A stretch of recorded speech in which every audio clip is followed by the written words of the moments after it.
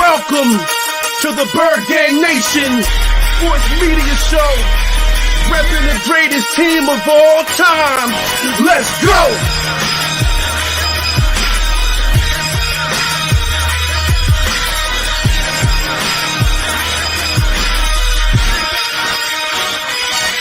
Bird Gang 31, he be the host with the most. We going deep, burning teams. They ain't nothing but toast. It's in your rest there. Sirianni put me in coach, running like Miles Sanders Hill. I bumped my head on the post. Touchdown! Yeah, that's coming. Devontae's crazy route running. Jalen hurting them, throwing lasers. The Rager Young gunning. Come on! On the D side, we ride, sack him with Fletcher, lay him out on the stretcher. No one can protect you. Watch Darius lay him, shutting down your routes. Come on!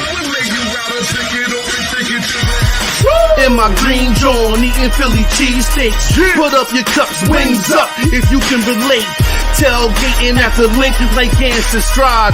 To the Bird Gang Nation, that's worldwide.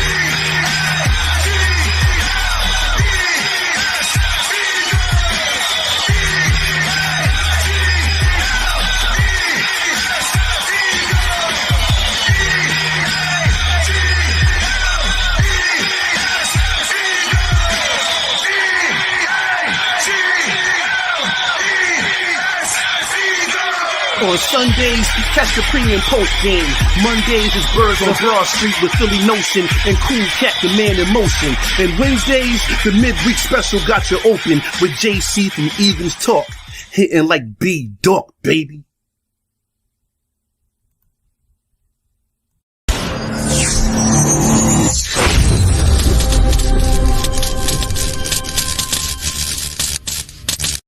Welcome to another episode of Bird Gang Nation Sports Talk. I'm your host, Bird Gang 31. Today, Nation, we have a very special guest, or two very special guests in the house today from Shock Therapy.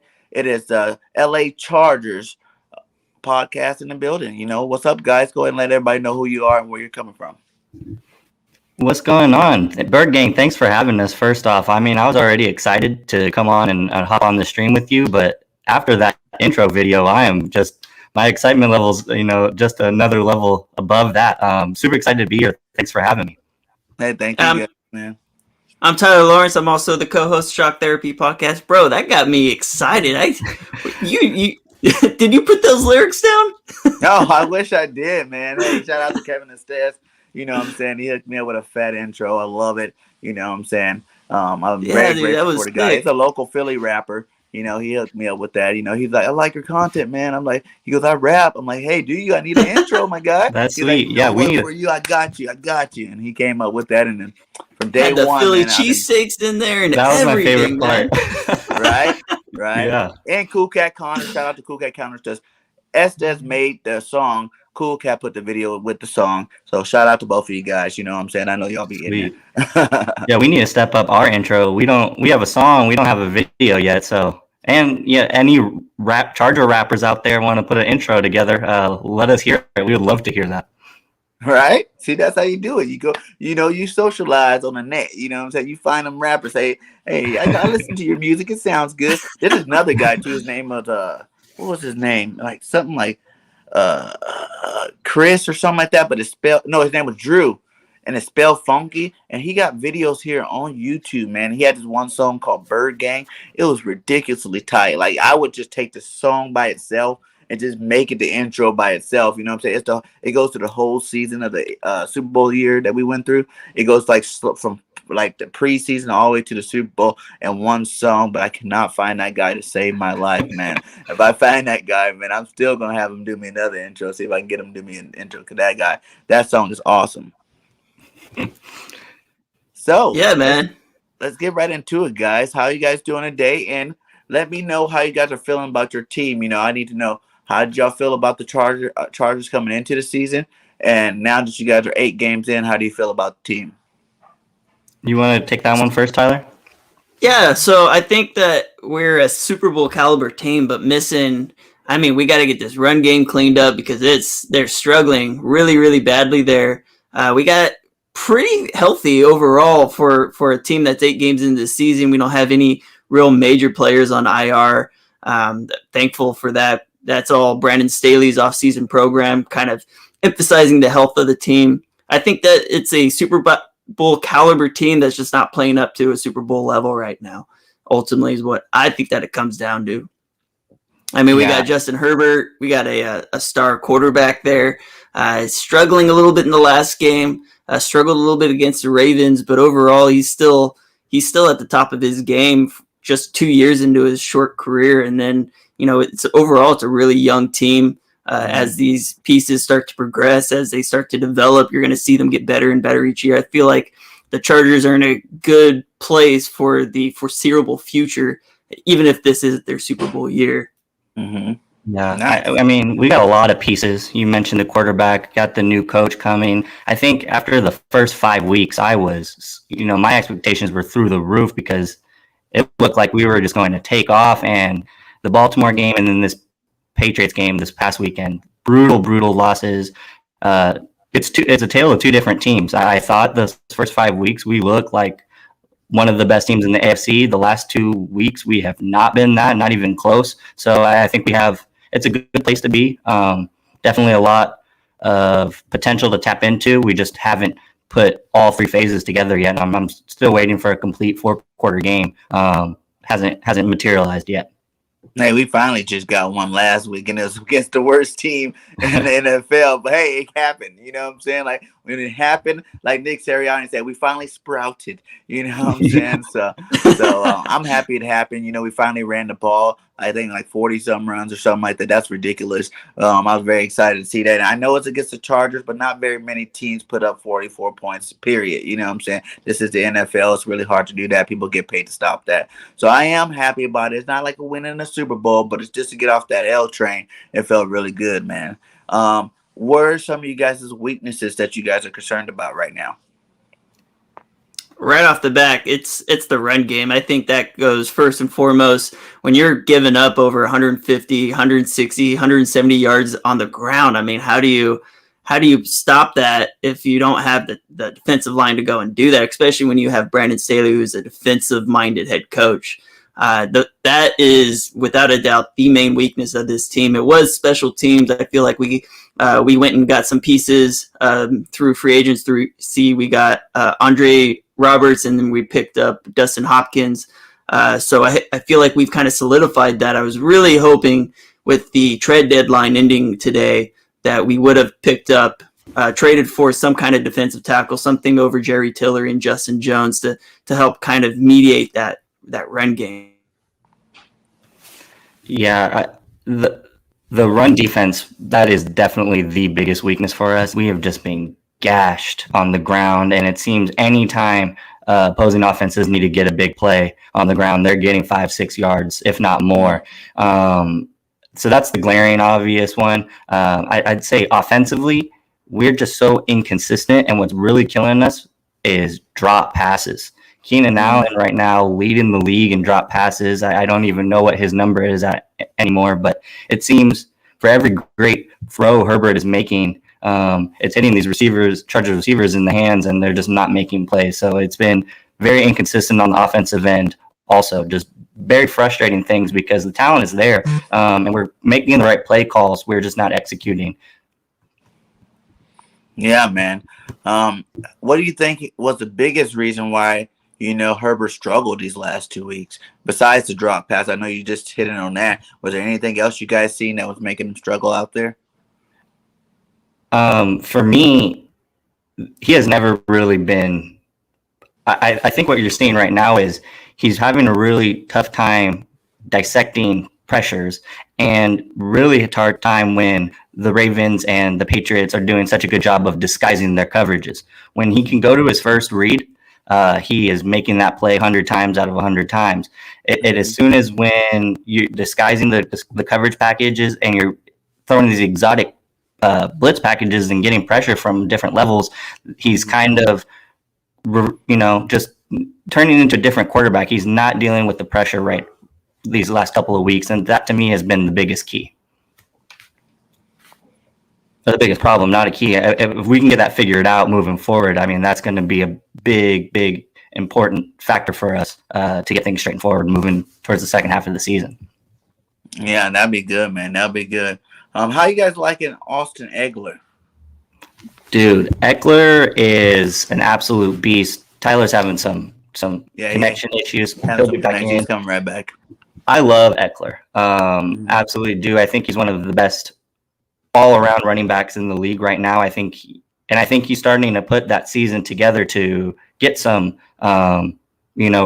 appreciation from the rest of the fan bases across the league. Like, I think he's a beast. And I thought he played one of his best games this past week.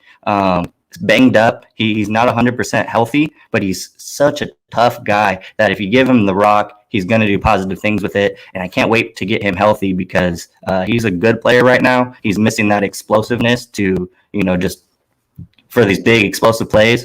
Can't wait to get him fully healthy because right now he's playing well. He's just a little banged up. Nice, man. Do you guys have any backups behind him doing anything? So that's the biggest. We do not. Desean Jackson has been the inherent, the obvious running back too for us the last several years. But his problem is he can't stay on the field. And this season is just like any other. He left last week. Well, he busted a 75-yard run in the first quarter against the Patriots, then had to leave that game because of an injury. He's questionable for this week, so I don't think we're going to get him back. Behind him, Joshua Kelly out of UCLA. He's been super inconsistent. I was going to ask you about him. I'm Kelly. I'm a USC Trojan, but I also like the Bruins over there too. I was going to say, how's he doing?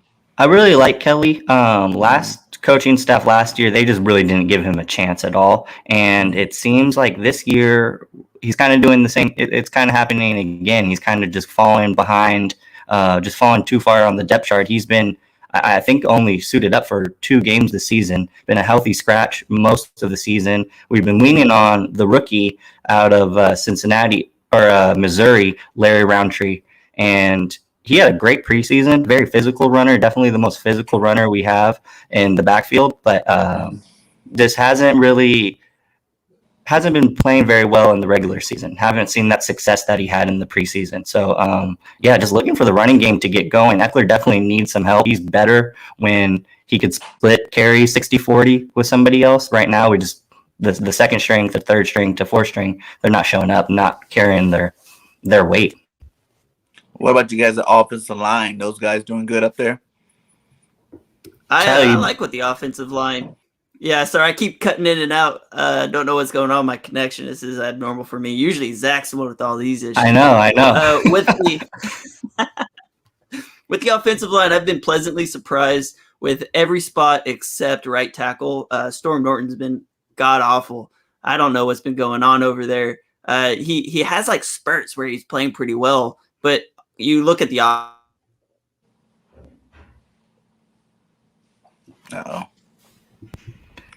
keep going in we and have out. a problem. He said we have a problem.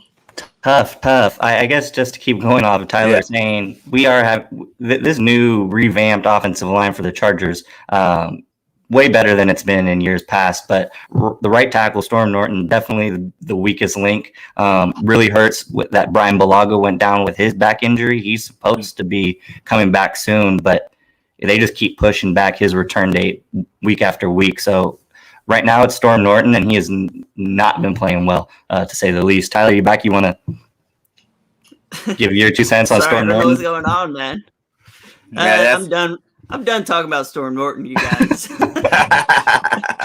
But hey, the Chargers, their offensive line, their run game has been able to. I'm for the first like 3, 4, 5 weeks, we had a top 10 run offense, and it's not like we were breaking out 200-yard games or anything crazy like that. But we've been very consistent at opening runs. Matt Filer is one of the top graded run blockers in the NFL right now. I know he's kind of struggling a little bit in pass protection. And then we brought over Corey Linsley, who was an all-pro last year, best center in the NFL last season. I really like our offensive line. We're also struggling with injuries to Dave Bushey, who was lost to a torn ACL. And we've replaced him with a former Charger. Name's escaping me right now. But overall, it's that left side of the offensive line that's playing extremely well. The right side is starting to struggle a little bit, which you're starting to see right now. Nice. And then you're saying Allen's having some drop seat problems over there. Yeah, Give me a breakdown of your receivers. 'Cause one thing I did notice is those boys are tall. You know what I'm saying? Those are some big boys over there. I never think I've seen a receiving core. They're all like what 6'5" over there. You know what I'm saying? And they're not all 6'5". I mean, Keenan Allen's 6'2", Mike Williams 6'5". I mean, Mike Williams is a stud. Also being used way differently than he has in the past. He's really turned into a true Charger, like true wide receiver one. And then as far as like who's wide receiver one there, I mean, Keenan Allen, everyone thought that, he was definitely going to be the wide receiver one. He's getting outplayed by Mike Williams. Mike Williams is starting to earn that $15 million this year paycheck. Which it's nice to see. I hope that we can keep him this coming off season.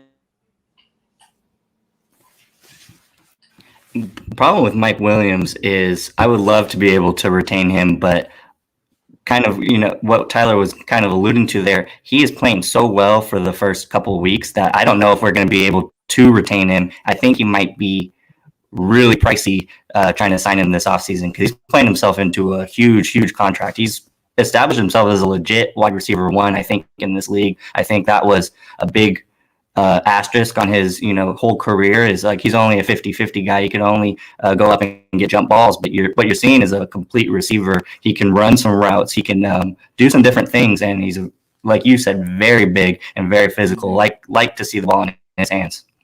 So you don't think he can take over that spot over Keenan Allen? Is he that good? What do you think?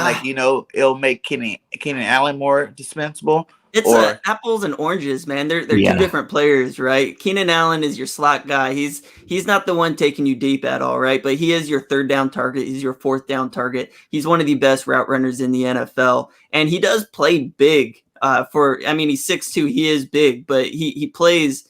You don't see like big guys 6'2" that are like capable route runners like he is. You just don't see that. And then we got a young stud, Josh Palmer. I don't know if you saw the Moss catch that toward the end of the game last week. The dude is not getting the targets that he deserves. I think he's really the future. If we do lose Mike Williams, it's because the emergence of Josh Palmer, who not very many people know who he is. 3rd round pick out of Tennessee last year. The guy's a stud. He can play. He runs angry routes. I'm really excited to see his development. I want to see him take an increased role as the season progresses. I think the top dog in that receiving room is always going to be Keenan, just because if you know anything about the Chargers, he is definitely the heart and soul of this team. Derwin James on the defensive side and then Keenan Allen on the offensive side, they give this Charger team juice. So, and then Mike Williams is kind of just the reserved. He doesn't talk a whole lot. He makes big plays, but Keenan is really the emotional leader. So and then like Tyler was saying, they're very, very different. I would like to, Keenan is much more the finesse guy, open 20, whenever you want to get him the ball. Mike Williams is a much more physical, I think just a much more physical, better at the contested catches. So it's a bit, what do you like? Me personally, I think Keenan is the top dog, and he's one of my favorite Chargers of all time. So I just don't think it's going to take more than one season for Mike Williams to be able to dethrone Keenan as the top receiver in LA, I think. Yeah, man. Now, how you guys liking your tight end and Cook over there? Cook's cooking. He's cooking, man. He is. He's 34 years old. You don't see, right around this age where tight ends really start to kind of lose their steam. You just look at Antonio Gates at 34 years old, totally different player. Hall of Famer, one of the best tight ends in NFL history. But something about that age, 33, 34, you start to see a drop off. And Jared Cook is cooking. Like he looks, last season, the Saints really limited his snaps quite a bit. This year, they're not doing it. They're giving him plenty of targets. He's a legit vertical threat for them. And then you got also Donald Parham, who's 6'8". Like, how many guys can you even think of that are that big? Big boy. And he's deserving it. Yeah, he can run. He's fast. He'll 6'8" guys that are like sidestepping, DBs. Like, you don't see that, right? Right. And then he just hasn't been getting the targets either. He's another player that I think is deserving of some more snaps. He's a very similar player to Jared Cook in terms of that vertical threat ability. He's just a little young, and they're giving the veteran Jared Cook those snaps, which he is deserving of as well. So I know you guys played the Patriots last week, right? right, So you guys got to see your old tight end over there, and Hunter Henry. Did you guys that was like Henry? heartbreaking. I did. I wanted to resign him. I definitely wanted to resign Hunter Henry. But you get an opportunity to go play for Bill Belichick. How are you going to turn that down? Right. I know Bill Belichick was really wanting him during the draft process.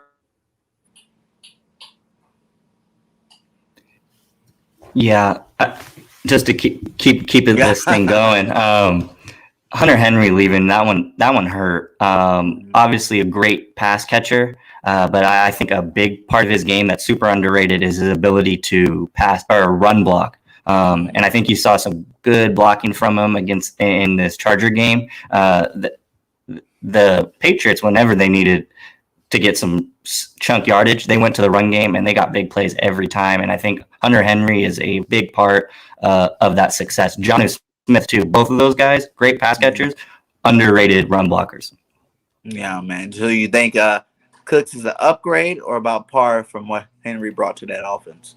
I still think he's a downgrade. He's a downgrade. A downgrade? He is. He is. He is a downgrade because Hunter Henry has the talent to be like a top tight end in this league. He's dealt with a lot of injuries, and I really, really liked Hunter Henry. I liked the fact that he had that close relationship with Justin Herbert last season. But overall, I think Hunter Henry is one of the best tight ends in the league because he's a really and he knows where to be. He's really building a good rapport these last couple of weeks with Justin Herbert. Herbert's been relying on him a little bit more, and I think all of that is because he is a super reliable guy. If you're going to throw it his direction, he's going to come down with it more often than not. And the last thing I want to say about that is he's got familiarity with this coaching staff, with the Saints offense, big. Right? Is the fact that the Chargers are bringing over the Saints offense, which is very complicated, lots of sets, and he is a coach out on the field for a lot of those players who don't know the scheme, don't understand the scheme that Pete Carmichael installed with the New Orleans Saints.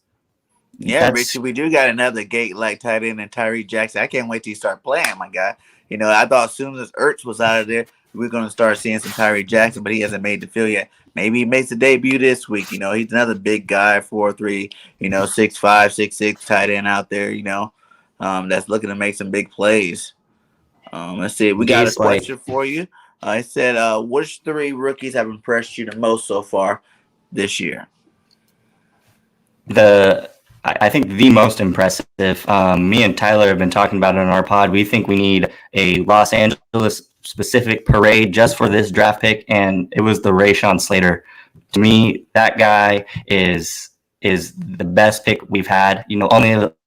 And not only is he one of the greatest rookies right now, he's one of the best tackles in the game, period. Mm-hmm. He's only allowed 12 pressures, over 300 snaps of pass protection. The dude's an absolute beast, having career games against guys like Myles Garrett, handled Chase Young and Montez Sweat week 1, went up against some really, really dominant pass rushers, held his own in his first year. I'm really, really excited and happy with what I've seen from Rashawn Slater.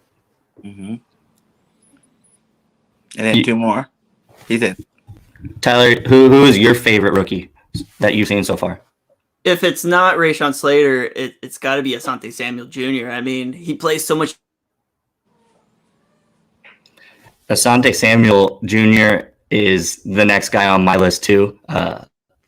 Already a couple interceptions, one rookie of the month, the first year or the first month. Tell me more about Asante Samuel Jr. Tyler, what do you love about him? Asante Samuel Jr., dude, he plays, he's small guy, but he plays big. He's one of those really good, like, get up in your face, mix it up with you type of players. He was a rookie of the week 2 weeks in a row, week 2 and 3, I believe. Had an awesome interception on a Patrick Mahomes no-look pass, which made me feel so good that that's going to happen if Patrick Mahomes is even going to attempt that against these Chargers. The guy's been balling out. He's allowed less than 50% on his targets, receptions on targets. He's been balling out, and he's been one of my favorite players to the early part of this season. Nice. And then you guys got one more for him? I think it has to be those are easily the best two. Just been so productive. The other ones haven't really got a whole lot of chances to perform, but I think just looking at the rest of the rookie class, I think the best, the biggest chance of being a contributor sooner rather than later is Josh Palmer. Like Tyler was saying earlier, that guy needs to be getting more snaps. He is too talented to be the fourth receiver in this offense. I'd like to see him getting some chances, getting some shots to show what he can do, because he is great. I think he's really a good combination of Mike Williams and Keenan Allen. He has the physical nature that Mike Williams brings. He can go up and get a ball, but then he is a much meaner, more precise route runner, similar to Keenan. He's not Keenan, but much better route runner than Mike Williams is. Yeah, man, and that's true, Richie. All of us did want Asante Samuels Jr. We ended up with Landon Dickerson, so we got to see how that one pans out. Right now, we're kind of mad about it because, Asante's having a great year, and Landon's doing good. He just, it's going to take a little bit more time. He's getting adapted. He didn't get an off season and things like that, but I think he's playing good, and hopefully by the 2-3 more games, he'll be playing at a higher level. Now that we're running the ball, he's able to use his strengths, and start moving man instead of doing the whole backpedal thing. That wasn't doing good for us for a couple of weeks there on our offensive side of the ball. But yeah, Rich, I agree with you. So let's jump over to that. I'll tell you what, we are going to give him all the love he deserves over here in Los Angeles. I'll tell you that. We are very, very excited for this young man and a long career ahead of him, for sure. Yeah, Asante. And, he came from his dad, man. Everybody know his daddy. His daddy's like one of the best corners. You know what I'm saying? And you could tell. And I love Asante Samuel Jr. He doesn't want to be his dad. He wants to be his own guy so bad. And I think that's, the exact mentality you want from a guy sharing the same name as you. And, you can't really, that mentality, which is why I love pairing him with a guy like Derwin James. They just bring that dog mentality that, not scared of anybody, just want to out physical you, want to outbeat you every play. I just love that mentality in my football players. Oh, yeah, me too, man. That's why we wanted him here in Philly. He would have did great in the midnight green, my guy. It would have been a great thing. But, hey, we got Landon. I'm not tripping. Landon's one of the best linemen in the league, too, coming out of draft this last year. So I'm happy with him, and I think by the end of this season, everybody else in Philadelphia will be happy with him as well. Let's jump to your defensive side of the ball. How's that D-line looking? The D-line is Bosa. Hurting. Everybody knows Bosa. Well, and that's the problem right now. There's nobody else showing up. Bosa is allowed to be doubled, even triple teamed at times. And nobody else is picking up the slack. Feasting on one-on-ones. We're creating a ton of pressure, just not being able to finish it, not being able to get to the quarterback. And what you're seeing is, if you look at the box scores, it looks like Joey Bosa is a non-factor, and it really is, because teams are allowed to triple team him. And on the other side of the line, we're getting no push. We're getting blown off the line on one-on-one blocks, and the rest of the defensive line has not shown up. I was really excited to see Uchenna Nwosu is a guy who's been sitting behind Joey Bosa and Melvin Ingram when we had him for a long time.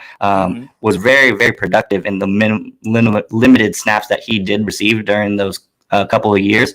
I thought he was going to be, as a starter, going to really flourish. He really hasn't put it together. A big offseason signing we had was Kyler Fackrell. I thought he was due for a double-digit sack season. He has 2 right now, and besides that, really not contributing. So I'd love to see the defense. Linval Joseph, or D-tackle, he's been playing well. He's just getting a little outmatched. There's nobody else helping him. Justin Jones has been our run stuff in defensive tackle. It has been a starter who's been injured. We got him back last week. He did play well, but for the most part, the defensive line has not been.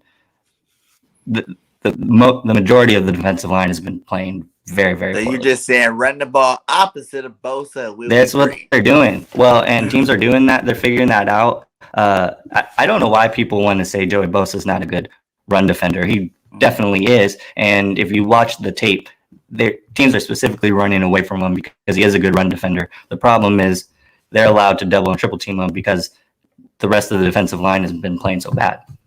Yeah. And I'm back. my boy from USC, you know I love USC, Grant. I like that. You know what I'm saying? You need to get him on the field. Maybe you got to be playing a little bit better on that D line. Oh, he's a linebacker, ain't he? Nwosu, no. Yeah, go ahead. He's kind of like Tweener. he's a tweener, right? Like he's a definitely. light defensive end. He's a better outside linebacker in my opinion. He could play in the middle if you really want to. I know early in his career he played the Sam role under the Gus Bradley 4-3 early in, and then they moved him to defensive end. He's kind of a tweener, right? Like he's a really light defensive end is my opinion on it. He's a player that if we were drafting him again, it would say edge next to his name because that's what he is. He's good pass rusher, and that's his role. You got to run that 3-4, right? Yeah, we did move to a 3-4, but I mean, ultimately, like, what is it really when you're playing nickel all the time, right? Like, we have 4 or 5 defensive linemen nearly every play. We're one of the few teams that will run, 5 defensive linemen. We'll have a true nose tackle, Linval Joseph. It's our 3-4 defensive ends that I think are the issue here, not really as much edge.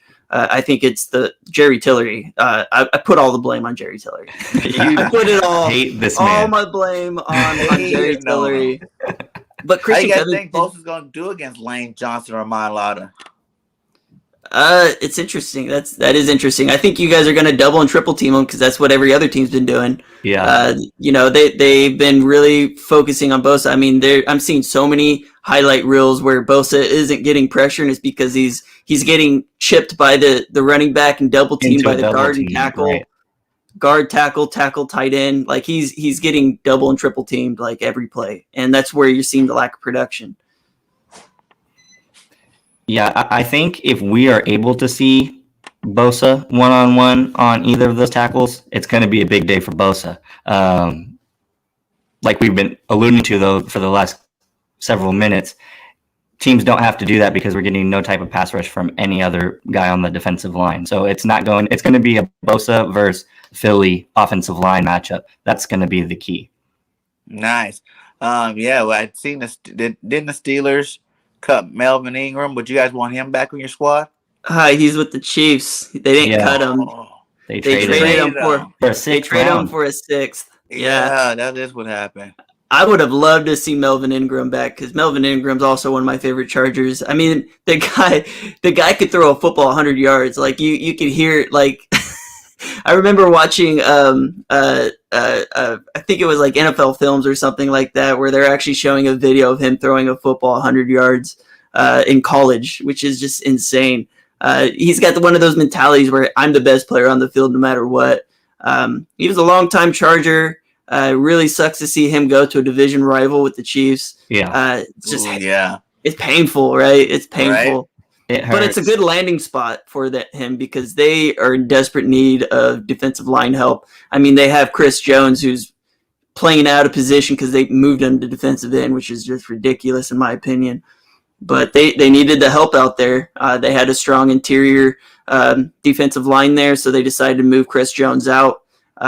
I honestly don't think he's been playing all that well off the edge either. So, well, and I think the biggest reason I think most Charger fans were okay with letting Ingram go is because we saw all this potential in Uchenna Nwosu, right? We like I was saying before, like we gave him in his limited snaps behind those two guys, he played really well. Now that he's getting starter minutes, that production has not been the same. No. He's a straight speed rusher is what he is. Yeah. Though. That's the issue too is this scheme on the defensive line, the Chargers play a gap and a half scheme, meaning you're in charge of your gap, but you also have to fall back into your secondary gap. It's the same exact defense that the Rams ran last season, but the Rams had the personnel to play that. And Uchenna, he's a little bit out of position playing that role. He should be more of like a stand-up, and just go off the edge, and that's not what they're asking him to do, and that's part of the issue with this run defense. Kyler Fackrell, who had 11 sacks in 2019 with the Packers, he's had some moments where he's shined because he's come, untouched at the quarterback. It's hard not to shine in that type of situation, but he's not getting he's not playing up to that level, and we were actually pretty high on Kyler Fackrell It just hasn't come to fruition. I just think that the Chargers defensive line is missing the right personnel to play the scheme that they want to play. Yeah. Which Bosa brother do you guys think is better? It's Joey, without a doubt. Little brother, it's totally different. Now, don't get me wrong. Nick Bosa is a stud. He's a beast, but he also has a really strong defensive line there in San Francisco that's helping him. Bosa's doing it all on his own. I think we're both definitely biased, but I think it's Joey. They're both very productive. I think you got to give it to Joey because he doesn't have the running mates that Nick does. The San Francisco defensive line is one of the best in the league. Can't really say that for the Los Angeles defensive line, and you really haven't been able to say that since Jamal Williams, Luis Castillo were on this team in the early 2000s. So, yeah, I got to go Joey 100% of the time. And what was your guys' team prediction, record prediction before the season? Has that changed at all? I think I said 12-5. I think we're on track, I guess, right? 4-3, 8-6. Maybe not quite on track, but not too far away either. So you're still on path with that? Yeah, so I think that the second half of their schedule is much easier, right? Like much easier. We played the Chiefs. The Raiders actually are surprisingly good, which they shouldn't be. I still don't understand how they are 5-2 going into this, but they got better when they got Gruden out of there. Really have the last couple of weeks. I was really impressed when they played us. I thought the Raiders have gotten better since they got rid of Gruden.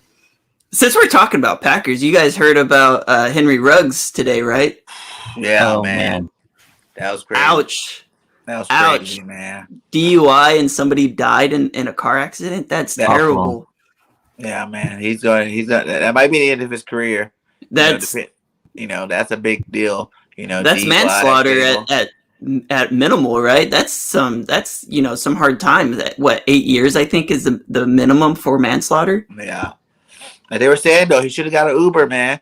What are you doing now at 3 o'clock? I know it's the whole Vegas life or whatever, but 3 o'clock in the morning, you call Uber when you got that kind of money. You don't even risk it. Exactly. I call Uber now and I don't got that kind of money. Right? Yeah, I call Uber just for the convenience. Shout out to the family of that whoever got died there, and wish you guys the best in your mourning process. And yeah, man, watch out for Ruggs. He was really good. He was like leading the league in yards per catch, right? Wasn't he? Like something crazy explosive, like that. very, very explosive. Yeah, he was doing some big things this year, man. But you gotta watch out. Any given moment of your life, man. If you're not being careful, doing the right thing at the right time, it can all come crashing down that fast on you. But yeah, let's see what we got going on in here.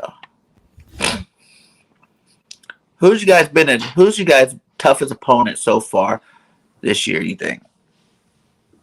Ravens? It's got to be the Ravens. They blew us out. I mean, the Ravens, and they're playing really well, even with all the injuries that they've sustained. I mean, you lost Marcus Peters, you lost your top 3 running backs. They're not very healthy on the offensive line, and they're still like a top team in the NFL, which makes you think how scary good they would be had they.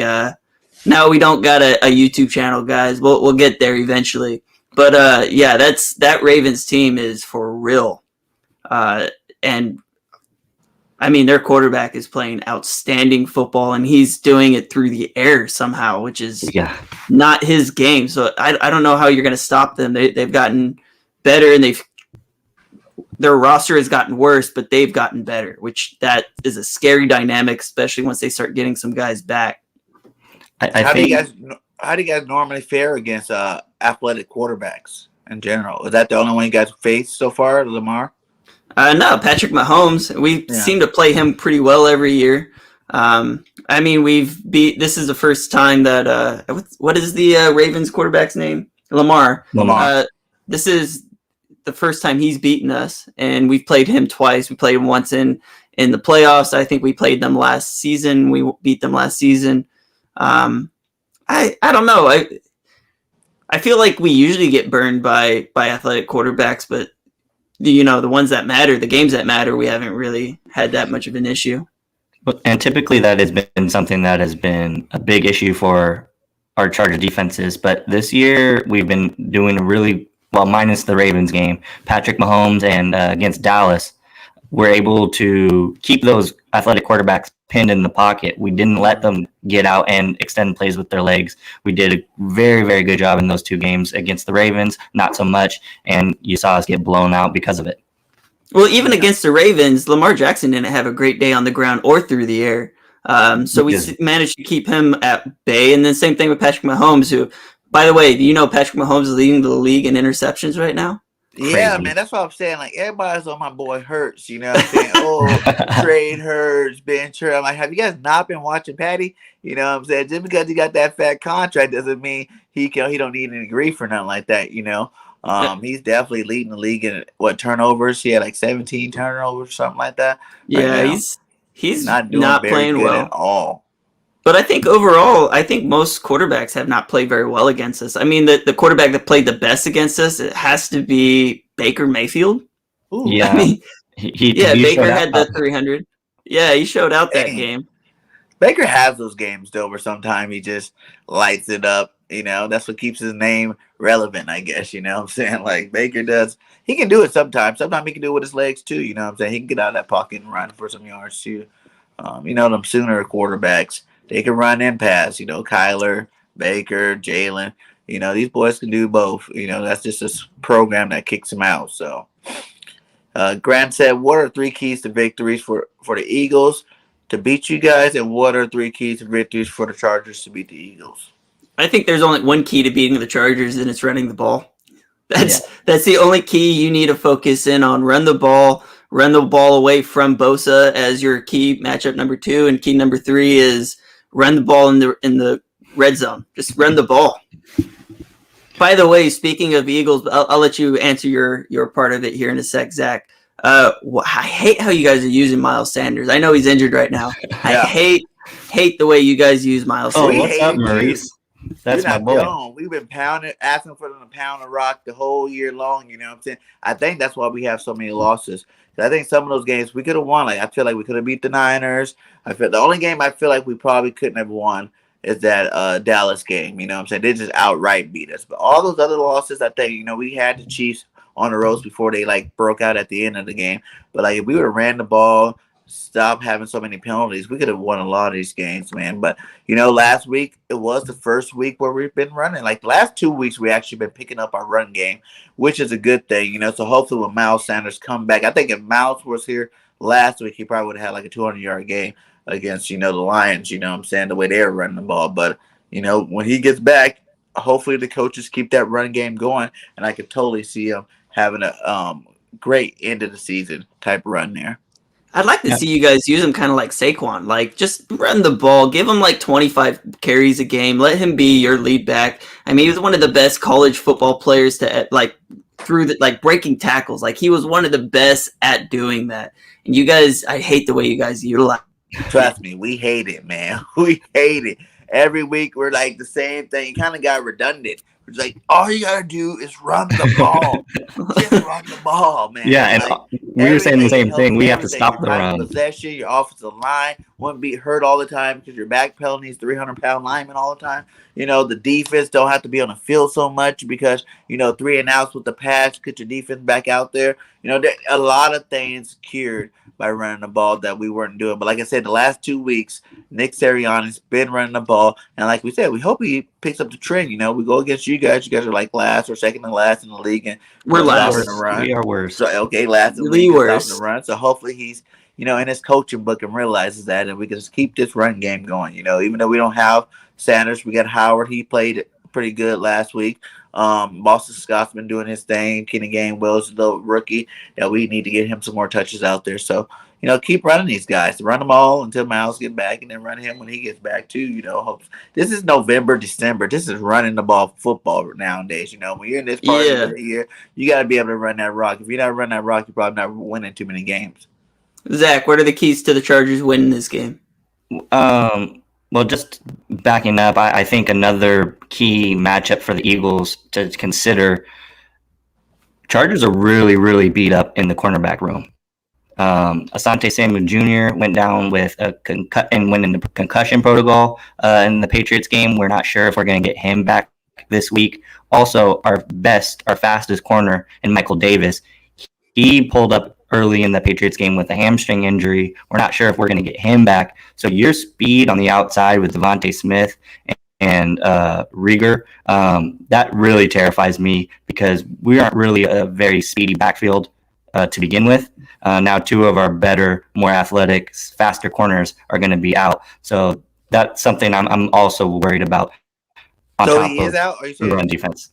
Are you saying they're questionable, but they're Asante Samuel and Michael Davis are both questionable. If I'd have to that'd be guess, so nice if the Slim Reaper doesn't have to go against Asante Samuel Jr. He might not. And what's unfortunate about that is Asante Samuel Jr. went down twice in that game. First, both on very, very awkward, going up to break down a pass and then just coming down, landing very awkwardly. He was able to return, but the second time they took him into the tent, he did not come back. So the fact that he went down twice makes me feel like it's not just concussion protocol. If it was just the one, I'd say, okay, he just has to clear the test and he'll be good to go. I think he also hurt something else and is also dealing with concussion protocol. But that's just me kind of speculating, seeing what I saw. Injury report's not out yet, so we don't know. He's a little bit smaller, that'd be something you guys have to worry about for the rest of the season? What was that? You think with the injury, having him come in and out, that'd be something you guys have to worry about the rest of the season, or you just think it's just, right now type of Take him out. Take him out. Save him for the back half of the season. Yeah. I'm always on that. I'm always on the rest him. I say rest him, especially with a guy who's so young, who's shown so much promise. We just got him in the second round. That is a guy you want to build towards, longevity with that guy. Has he missed any other time this year so far? No. This is his first any type of hiccup at all, health wise, that I know of. I don't think he throughout his whole much of college it. career. Yeah, I don't even remember an injury history in Florida State. So, just something to monitor. Like Tyler said, the injury report hasn't came out yet, so I'm just going off of what I saw on Sunday. And to be honest, just looking at your guys' roster, nothing against Jalen Reagor or Devontae Smith, but those are 2 really young players. I feel like if you're going to rest your starters against any team, the Eagles' record isn't all that great. I feel like this is, and I'm not trying to bag on the Eagles. I'm just looking at the Eagles. Not all that great. You guys don't have not that great. Not to be you guys don't have a true wide receiver 1. I mean, Devontae Smith as a rookie has been pretty freaking good. I love Jalen Reagor. I loved him coming out of the draft. That guy's super fast. Out of those 3. I think Are you Quez really? Could be our number 1 receiver for real. Like he balls out whenever he's around the ball. He catches it. You know what I'm saying? He catches contested catches. He's the fastest one out of all of them. You know what I'm saying? He picked up his route running ability this year. To Quez is real. I feel like we do not give him enough targets because we try to feature Devontae Smith in that passing game more. But it's well deserving. He is a Heisman Trophy winner. He is big time in Devontae Smith. But at the same time, like you guys said, he's a rookie. He needs time to develop, get used to getting jammed. He's a little guy. So that the receivers like to jam him up. Corners like to jam him up at the line. And he got to learn his way through the NFL. This is not college. You know what I'm saying? You're not wide open every play. You know what I'm saying? Even when he was getting double team in college, it seemed like he had more free releases to help use his speed to get open. Now these guys know that in the pros, and they're jamming him up. You know what I'm saying? So he's done all right so far. Like, I'm not hating on him at all. I like Devontae Smith, but I think, Quez was here last year, and that was some of the same problems that Quez had as a rookie coming in, you know what I'm saying? And he took the whole offseason, and he trained, you know what I'm saying? He worked on his route running. He got a little bit bigger, plus he's taller, a little bit more physical than Devontae Smith, and I think you just need to target him a little bit more, you know what I'm saying? I really don't think our offense, with all these young pieces, there's a lot of speed, Reagor looks good whenever, you're using him right in that slot. Jet sweeps, things like that. That's something that, he just started last game, and he looked really good on that. I think that's where you need to keep him at, in that slot position, working on linebackers, working on safeties, you know what I'm saying, like the third corner. Let him do his thing with that, you know what I'm saying, and then use your Devontae Smiths, your Quez Watkins on the outside, the bigger guys, to go down the field and stretch the field out. So, hopefully we get some more targets his way. Like I said, like these guys are young. I would rather it not be anybody featured. Let Jalen go every play and just throw it to whoever's open. You know what I'm saying? Like have to have certain play scheme up for each one of them as opposed to like sometimes I think Nick gets into when he's in his pass happy mode. He like sets the same play up for Devontae Smith to keep doing like the similar routes over and over again, and that's where you see Jalen go to all the time. And we don't need none of that. None of those guys are really like true number one yet. They're still young in their progression, but they all got talent. They definitely can produce. When they get called upon. But like I said, Quez is looking like the one that you know what I'm saying. Like we can feature Quez Watkins. Like his speed is like that Tyreek Hill speed, and he can get out there. He can get open. So. I got a question. Yeah. Why is JJ Arcega-Whiteside still on your team? JJ is our best run blocking receiver. He is literally on the team for that purpose. Put him at tight end, bro, because it's not working. It's not working. Everybody wants the umbrella man off the team, man. We've been trying to get him off since last year, man. But the coaching staff love his run blocking abilities. Yeah. So you're putting him in, and you're showing your hand. You're showing your hand. Yeah, you're showing your hand. Oh, JJ's on the field. Yo, it's our run. We're going right to him. Which way are we running the ball? You see? Yeah. You guys need to get rid of that fool. Yeah, he is kind of trash, but I don't know why the coaching staff keeps him. But like I said, he runs blocks really good, and as long as he's doing something productive for our offense, you know what I'm saying, you can't hate him too much. I don't know why he plays. Him and Ward, you know what I'm saying. Ward is another guy that's kind of smaller. I feel like they were just. Like Ward was really a fan favorite more because we didn't have no receivers and he was the only one catching the ball. I like Greg Ward in his role. I like him. I like him in his role. He knows his role. He reminds me a little bit of like Malcolm Floyd. Malcolm Floyd was never like a top receiver, but he was productive in the way that he was used. I don't know if you know who Malcolm Floyd is. He's a Charger favorite for sure. Yeah. But for sure, like Greg Ward in the role that you guys have him in, he's a good player for you guys. Yeah, but for me, it's just like I'd rather see more Quez than have these guys. Like those 2 weeks back to back costed us games like touchdowns. It was 1 week with JJ, with his little pass interference in the end zone, those pick plays. You know what I'm saying? And like you can't have guys in the red zone going in only for the red zone. You know what I'm saying? Like that's what they brought him in only for the red zone, and then they mess up. You know what I'm saying? I'd rather you have your 3 starters in Quez, Rager, and Smith all the time in the red zone. You know what I'm saying? Don't let these guys that are bench warmers just trying to make a play. You know what I'm saying? Like Ward came the next week and did the exact same thing, costed us touchdowns. So I'm not really big on, if you're good, you would have been good already. You know what I'm saying? They both had opportunity to be good. Like, I'm not, you can build some people up, but how many receivers really wasn't, came out the first couple of years that wasn't good, that turned out like 4 years later to be great. You know what I'm saying? That doesn't really happen very often. Not in JJ's. Yeah, he's a bust, bro. You could call it what it is. He's a bust. He was a second-round draft pick. He was drafted pretty highly because he was a jump ball specialist, and it just hasn't worked out. So it's time to cut ties. Let him try to reinvigorate his career elsewhere because he's not doing it with. Hey, he can come over to San Diego. I'm good, bro. We got enough wide receivers over here. LA, yeah. I'll take KJ Hill and his 4.6 speed at wide receiver over JJ. 4.6 speed. That's horrible. What happened to receiver? Nasir. Nasir's still playing pretty well. Overall, you look at how he played as a rookie. He only played like 1-2 games. He was just on special teams. He was dealing with not a pulled hamstring, like a partially torn hamstring. So they ended up taking him out of the lineup. He wasn't starting anyways. Last season, being the single high safety in a cover 3 defense, that puts a lot of pressure on a player, right? Being able to play cover 2 where you get some help back there, right? And being able to play left to right, it makes things a lot easier on you. But trying to make tackles coming from that, deep third spot, like your angles of pursuit have to be perfect. And it didn't work out all that well. Naz has played much better. He's still not playing very well overall. I still think he's been a little bit of a liability. I know he's given up. He's putting himself out of position to make some plays. but he's still playing much better than he has in the previous season as a starter, and he's only getting better, and legitimately he's getting better. So I'm not too worried about Naz. I feel like his development, last year was his rookie season, legitimately like his first full season playing, right? And then this season, he's developing. That's what you want to see out of your young player. You're seeing him develop. He started off a little bit slower than we would like, but I'm seeing development, and that's all I care about right now. Yeah, he's getting there. And I mean, I think we took him in the second round.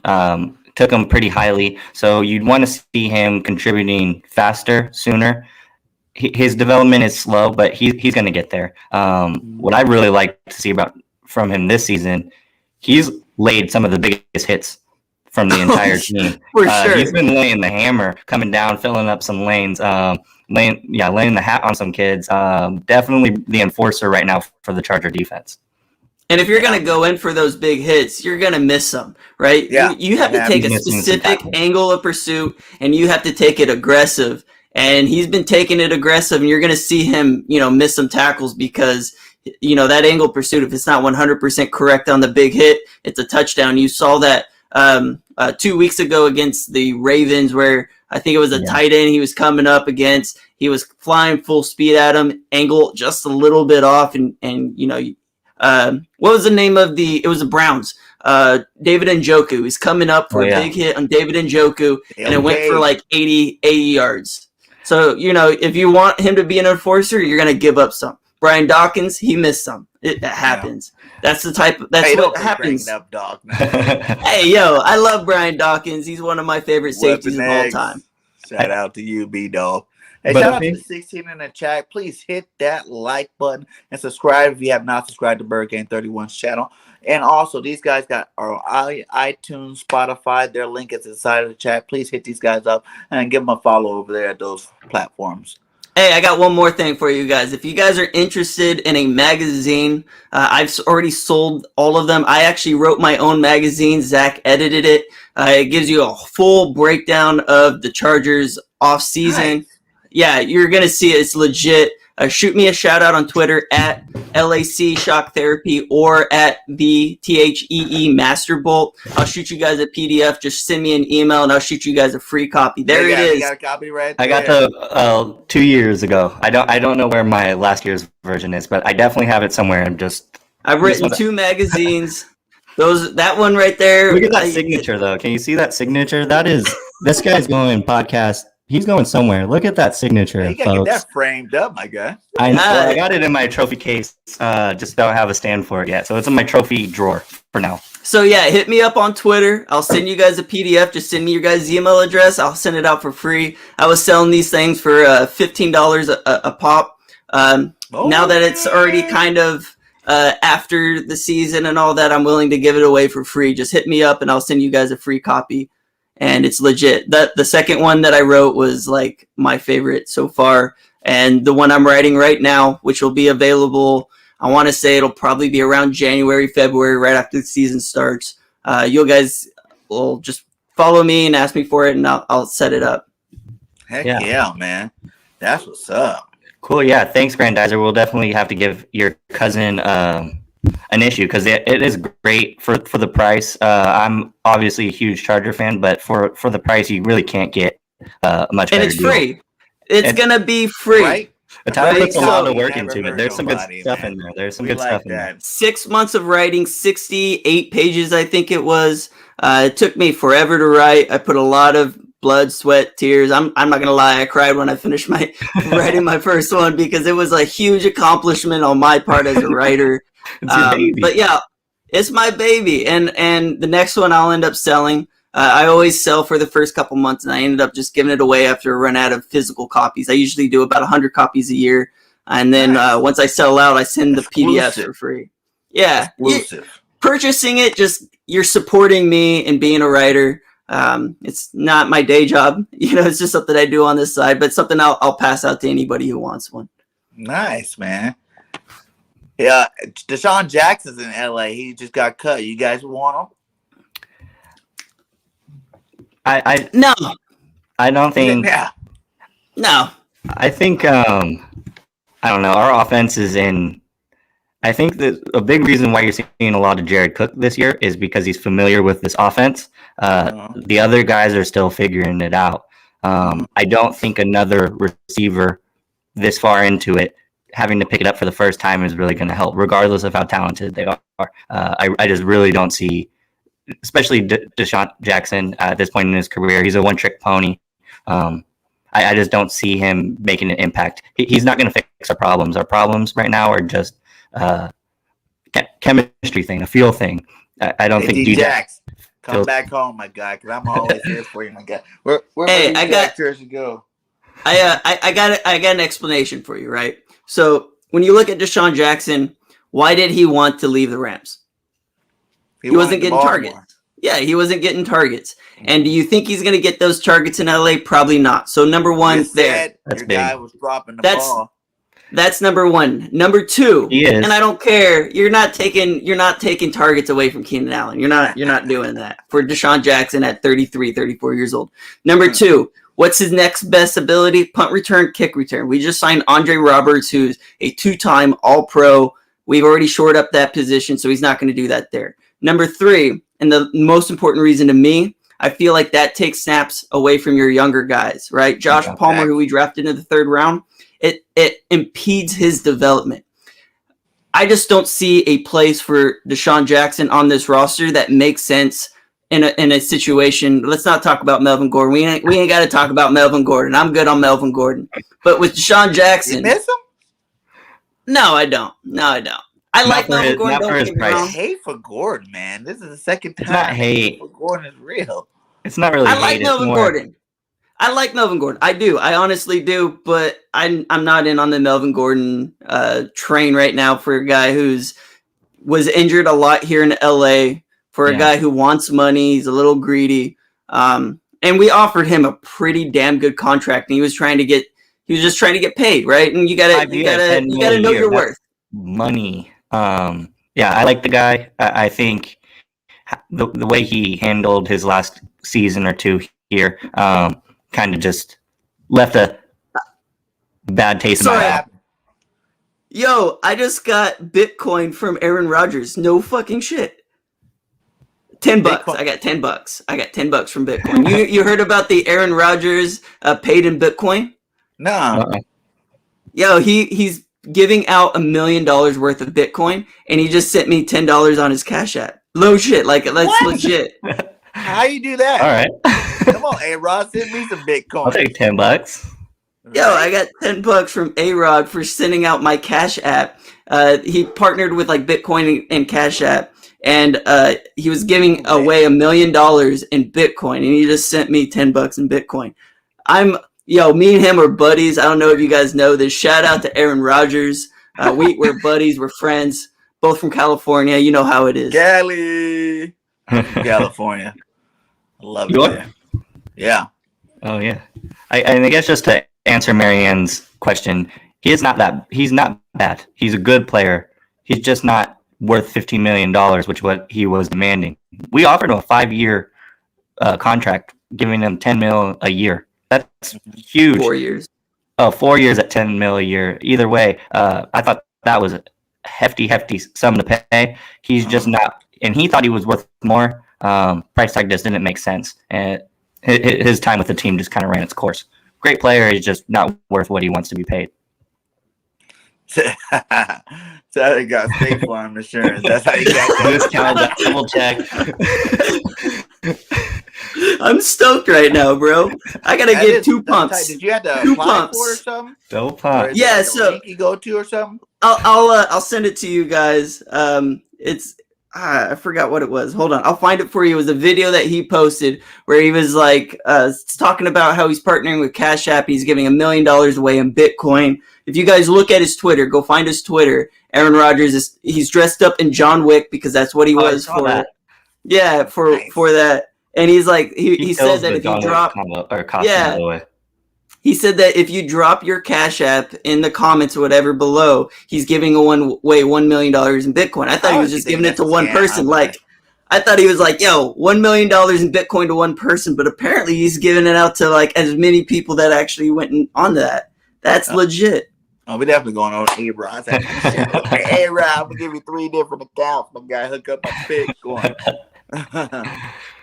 Yeah. So, what do you guys think? It's gonna be a high-scoring game, or low-scoring game, a defensive battle, or offensive shootout? I think offensive shootouts favor the Chargers. I think the biggest key is what version of Justin Herbert are we going to get? Because if we're going to get the Justin Herbert the last 2 weeks, who has just put a total QBR of 16, the worst mark in the past 2 weeks, 3 touchdowns to 3 interceptions. If we get that Justin Herbert, it's going to be another long day. But if we get the Justin Herbert that threw for 13 touchdowns and 3 picks through the first 6 weeks of the season, it's going to be a good game. I think it really goes down to what version of Justin Herbert we get come Sunday. Well, hopefully we get the 16% Justin Herbert. I hope we do not. I am so sick of this Justin. I do not know. I did not recognize this guy. Yeah. I think it's really uncharacteristic. That contract will be paid in Bitcoin. Sure. Why not? We want to keep him for as long as we can. I'm really impressed with the kid. I think these last 2 starts are really going to be outliers when you look back at his career.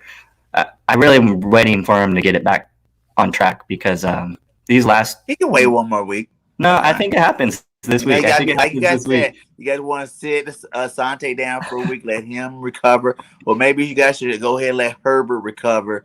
You know, think about his situation a little bit more, just for 1 week. And then after next week, bring them back out. Bring them both back out. And then you guys go on your little run there. I think you're going to see, honestly, though, a much improved Justin Herbert over the last couple of weeks. I just don't see him being worse than he was the last 2 weeks. Mm-hmm. I think a big part of that was the game plan the Ravens and the Patriots came with.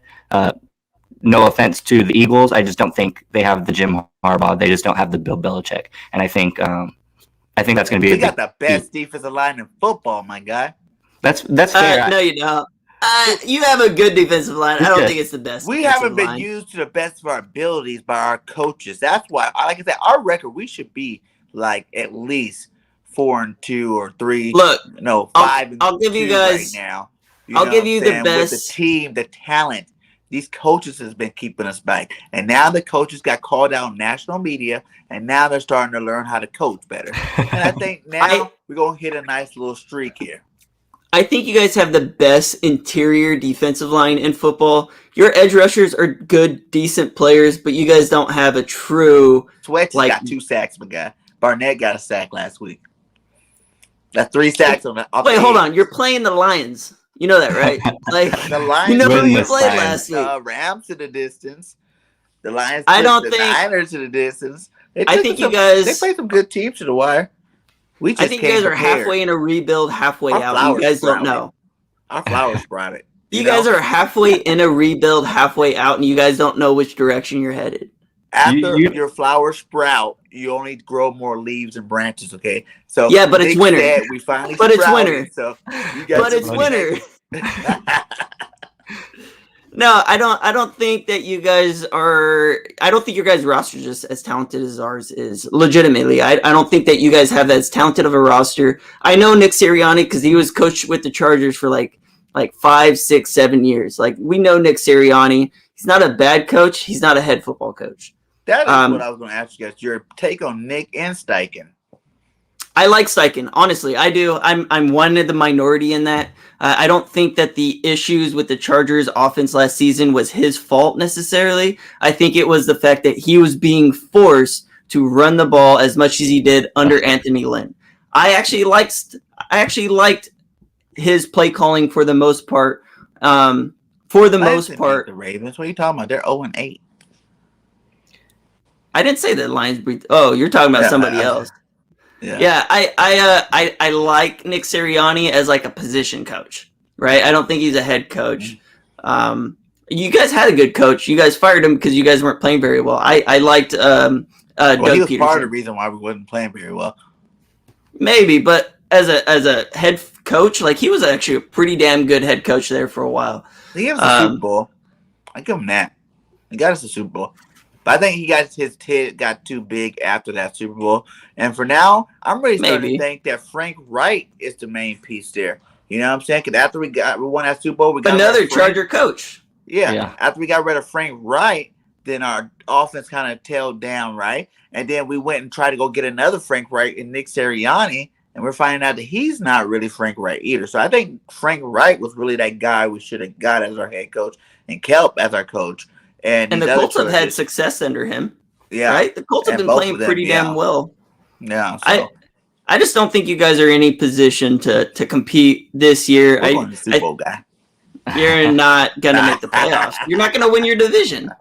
You're not going to win your division. That's still possible, man. We got 9 games left. Anything is possible. The Cowboys, they always do at the beginning, and then they go like this at the end of the season. But the Cowboys are a good team. I think they're legit. They are, but their defense is still ranked like 27. Man, they can still go down. They can go down, but they got rid of Jalen Smith, which was smart. Like, especially teams that don't have new coaches and stuff like that. They start out hot. And I'm not hating on Cowboys. Like, they are good this year. They beat the brakes off of us this time, but I think we got on week 17. They're a good team. I don't think that you guys got them. I think you guys are going to finish right in the middle of the pack. I'll give you guys what's 50 now? The Cowboys 500? Win a division. I don't think you can go 500. Playoffs. Is it 9 and 8 and 9? I'll give you guys 8 and 9. You guys are going to finish just under 500. And you tie week 17 against the 6 or 10 and 7. I like that. You're going to tie double digits, guy. I said that from the beginning. No way in heck should we go under 10 wins this season. Our schedule is so cupcake sauce. After you guys, it goes straight like so this. You guys are going to be a fake good team, is what you're telling me. The Giants twice. Washington football team don't even have a quarterback. All these cupcake teams we got after. You got to realize we played the hardest schedule first 6 weeks pretty much. That's how we were. You know what I'm saying? Like, we had some big time players for a first year coach, second year quarterback, young receivers. Like, to go against that schedule in the beginning of the year. NFL standings right now. That's pretty rough, man. I was hoping we can go 3-3, 4-2, but we went 2-4, whatever. It's still in that range. But everybody expected that. You should have expected that, because I didn't expect them to go 6-0 or nothing against those guys. Those are awesome. They're really good football team. Look, the Cowboys doing good. The only one that's probably not doing that great, and that's Kansas City. But they just won. They might be on their little streak heading back upwards right now. So I'll give you this. You want me to be brutally honest with you? Brutally honest. That's all we like on this show, my guy. All right, brutally honest. I don't think you guys are better than the Washington Notre Dame team. Oh, wow. Brutally honest, I don't think you are. I think that they have a better defense. I think they're really hurting at quarterback. Where do they have the better defense? They have the best defensive line. We have better cornerbacks than them. We have better safeties than them. Kendall Fuller, you guys don't have a corner better. Darius Slay is really good. All right, I'll give you Darius Slay. Avonte Maddox, right? Is he still on your team? Pro Bowl right now, the way he's been playing. So I'll give you Slay. Oh, you got Steven Nelson. Okay, you have some pretty good corners. I told you guys. I like Kayvon Wallace, but I think he's still like a young player. Anthony Harris is legit. All right, so your secondary might be better, but their entire box is better than your box. They have better linebackers. They have better defensive line. Better defensive line. They have a better defensive line. I didn't say better. I'm telling you, they're better. Like they're not better. Those young guys are not as good. Dude, Hargrave is leading. Is Josh Sweat better than Chase Young? They ain't one of those guys that have as many sacks as Hargrave. Who's your best edge rusher? Legitimately, is it Sweat or is it Barnett? Sweat. All right, so it's I think Sweat. He got like 4 sacks. Is he better than Chase Young? I'm not a big Chase Young guy, so you asked the wrong guy. I don't even think he's that great.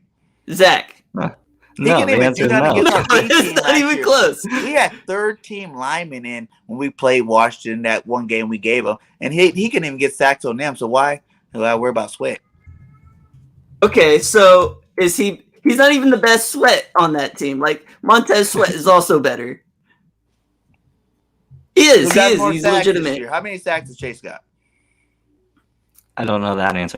I don't know off the top of my head, man. I'm a Charger fan. I know Chargers. I'm not on Washington team, but I guarantee you don't have as many sacks as Sweat. They're struggling. I mean, I was not expecting Washington to be struggling. That's all they have is that front four. That's it. You know what I'm saying? They're all first-round talents, and they're all great because, they go to – they're both 2 of them from Alabama. You know how Alabama roll. Yeah. I'm not hating on their talent level, but I'm just saying, like, we have Hargrave who's leading the league in pressures, in sacks, for defensive tackles. And we got Fletcher Cox has always been like the best defensive tackle behind Aaron Donald. So it's like with those two guys by themselves, them two are better than those little young guys running around. Okay, so this is interesting. So Chase Young only has 1.5 sacks. That's crazy. Boom. That is crazy. Sweat got what, 3 or 4? Montez has 4. Boom. Montez, all right, but I still. What about Josh Sweat? Josh Sweat got 4, 5? I think. 4? 5? 4 or 5, yeah. Sweat's been. I still don't think that their defensive line is as talented. They might be better today based off of production halfway through the season. I still don't think they're the better team. Well, and that's just me being brutally honest. More if our coaches wasn't so stupid the first. Josh Sweat has 3.5. We played Hold on, so Josh Sweat has 3.5 sacks, so he's not even all that much more productive. He's not on track to even hit 10 sacks this season. He got 9 games left. And he's got 3.5 through 8 games. Yeah, but you got to realize we didn't play him that much. And our defense was called garbagely. Like, nobody was producing nothing for weeks because our coach. Which is telling me they're not a playoff team. They're the third best team in their conference. Now that we're blitzing, oh, yeah. We're a playoff team. We're going to make it. We are going to make it, I like the confidence. I mean. And I'll be in bed with you. This is the game. Ends up with more than Chase or Sweat from the other team, Washington football. I'll make that bet. What's this bet? Well, we got $10 in Bitcoin. I guess. We can make those $10 in Bitcoin, my guy. No, I don't even have no Bitcoin. I tell you what. I'll make that bet. Winner buys the other person a jersey. All right. Oh, this is big. So you got to buy me an Eagles jersey? I'll buy you an Eagles jersey, or you buy me a Chargers jersey. All right. Sweat having more than Chase Young. I can't do 2 players. No, we'll do Montez Sweat. Because they're kind of evenly matched. 3.5. Montez Sweat versus Josh Sweat. Who ends up with more sacks at the end of the season? She said Sweat has 6 sacks. No, I'm looking right. Oh, that's Josh Sweat. My bad. Montez Sweat on ESPN has 4 sacks. That's ESPN stats. I don't know. We'll go off ESPN. We won't go off of PFF because PFF likes to inflate their shit. And I don't trust what does PFF say? I don't know. I'm not on PFF. I'm on ESPN. ESPN says they have 4. Have more than 3.5 sacks too, though. That's still ESPN. I mean, let's go Pro Football Reference. So you said Montez Sweat. Sweat, Montez Sweat. Which so Sweat is better? Sweat on Sweat bet. Sweat on Sweat bet. I like that. Hashtag that. Hashtag Sweat on Sweat bet. I'm down. I believe Sweat on Josh. Sweat bet. I think the best is yet to come, so I'll take that bet. If they get hurt, that's all. I'll take the bet, but I don't want to screw you out of it. Too. They both have to finish the season. How about that? We add so that. Montez Sweat has 4 sacks according to Pro Football Reference. Yeah. Josh Sweat. Josh Sweat has, according to Pro Football Reference, and this shit gonna load. Like, I love this. We're making bets on live feeds. So you can come back. Sweat on Sweat bet. Sweat on Sweat bets in effect. It's not loading, but I'll take that bet. 3.5. Even on PFF? I'm not on PFF. I don't really use PFF that often. Pro Football Reference. So there we go. We're half a sack behind, is what he's saying. Half a sack behind.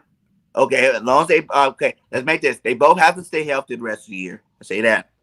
That's fair. That's fair. Then at the end of the year, play the same number of games. Play the same number of games. Yeah. Sweat on Sweat. And then it's a wash. Year.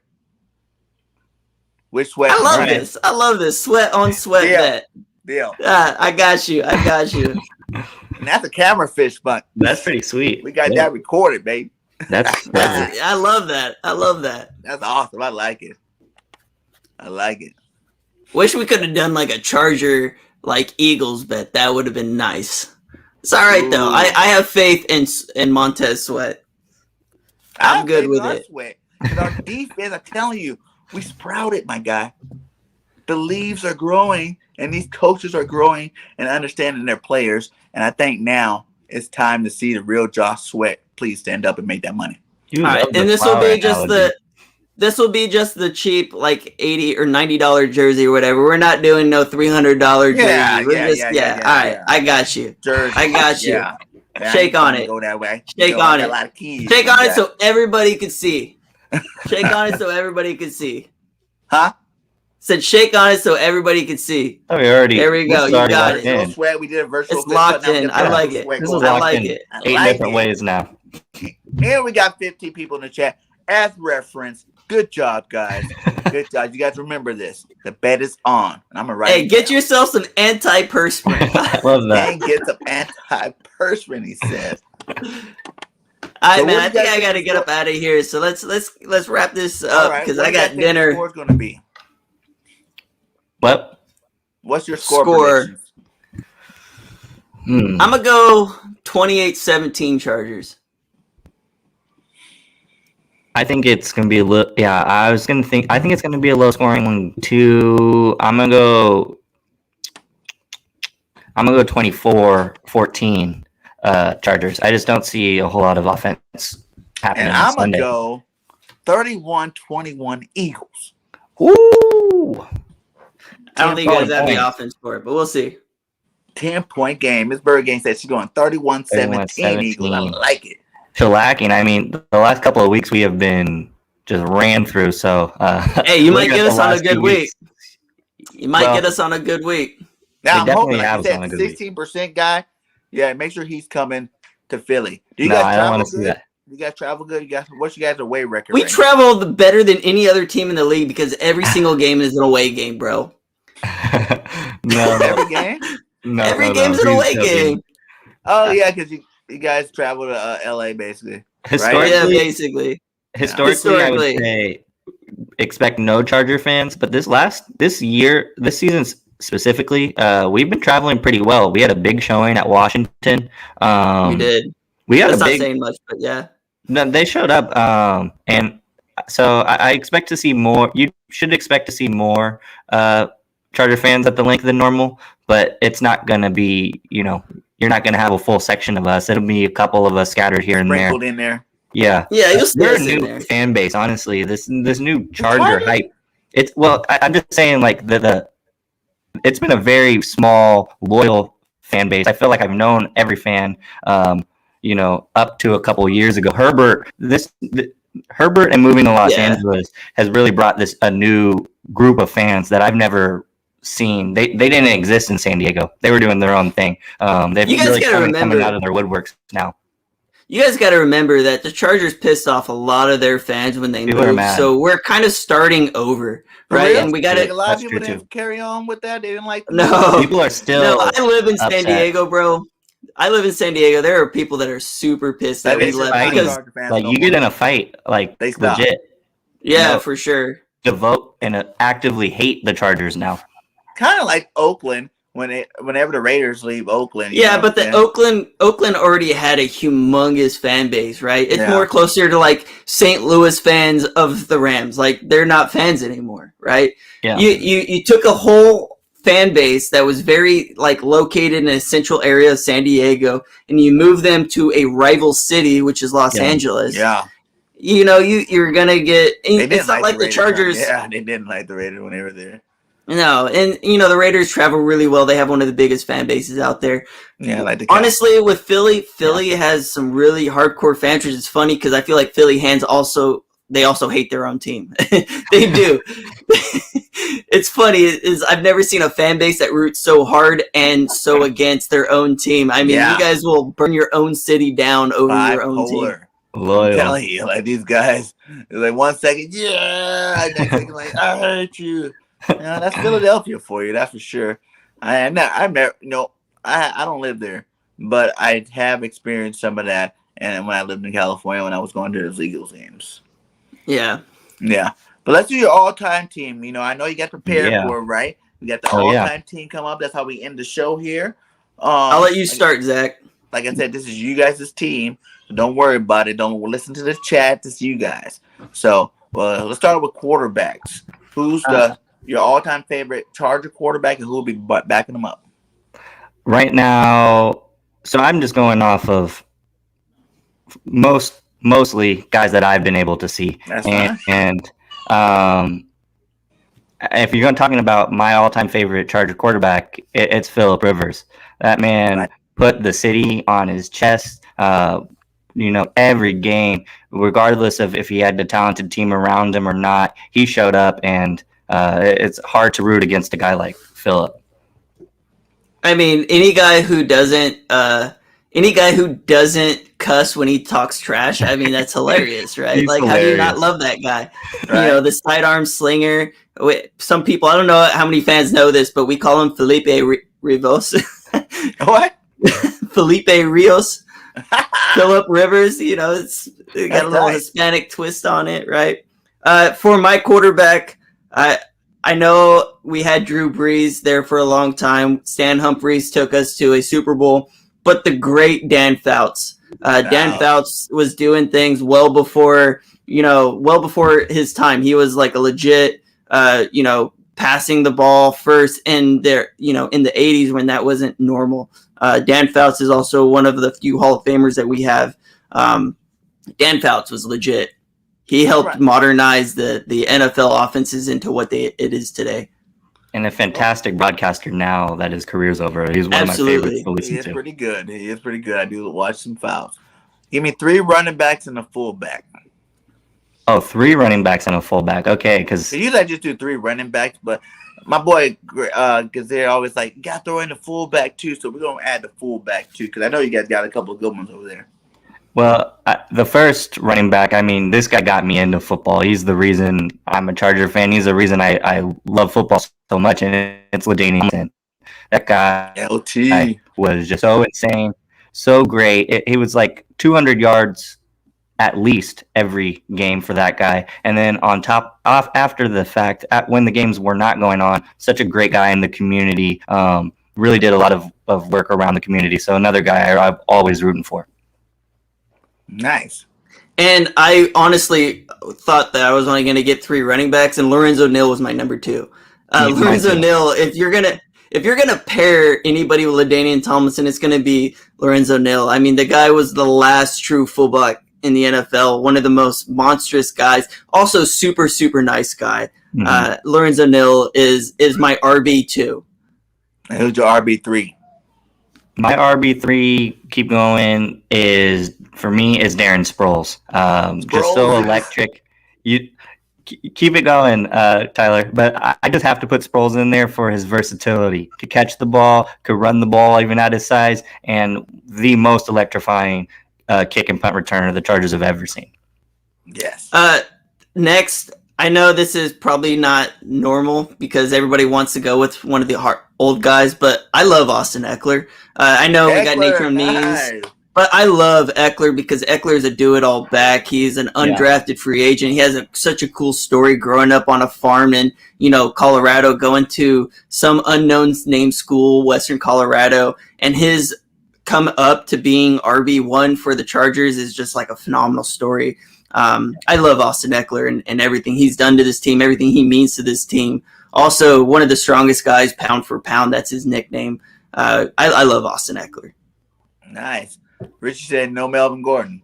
No Melvin Gordon. Oh, no. Melvin can't. Honestly, Melvin Gordon isn't number 4, 5, 6. He's not in there. I would go Means. I would go Chuck Muncie.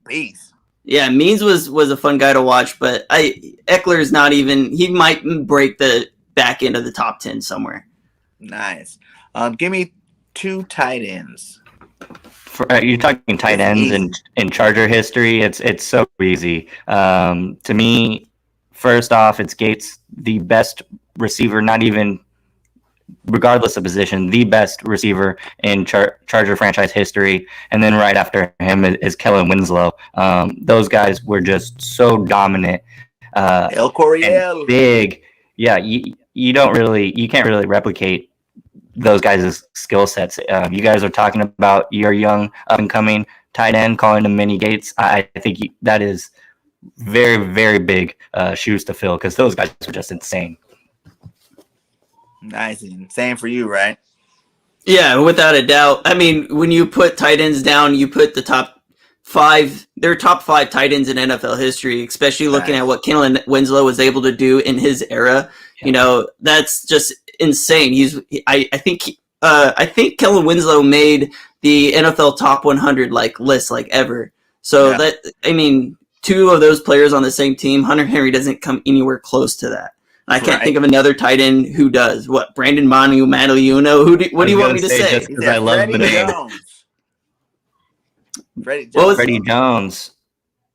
Freddie Jones, but still nothing compared to Kellen Winslow, right? It's such a drop off from those top 2 guys. That one was the easiest. I had a lot of fun, honestly, doing this. There's a reason he said 2 and didn't even give me the chance to say Kellen Winslow because it was automatic. Those are one of those questions. Yeah, you don't have to ask. Well, here's 4 receivers. You can go 2 and 2 if you want. I'll take the first 2 and I'll go a little old school. Lance Allworth, Bambi. I mean, he's one of the greatest wide receivers in NFL history. He got his own segment from Bill Belichick on the top 100 talking about him. And this guy is well before my time. This is in the 60s. And he was the NFL leader in, yards for 25 years before I think Jerry Rice broke his records. He was doing those things in the 60s, which is just insane to think. I think he has about 9,000 yards, just under the 10,000 yard threshold. 9,500 in an era where they ran the ball 50 times a game. That's absolutely incredible what he was able to do in his era. 9,500 yards and 110 games played. Average 85 yards a game. That dude was insane. I have him on my list too. Didn't get to see him.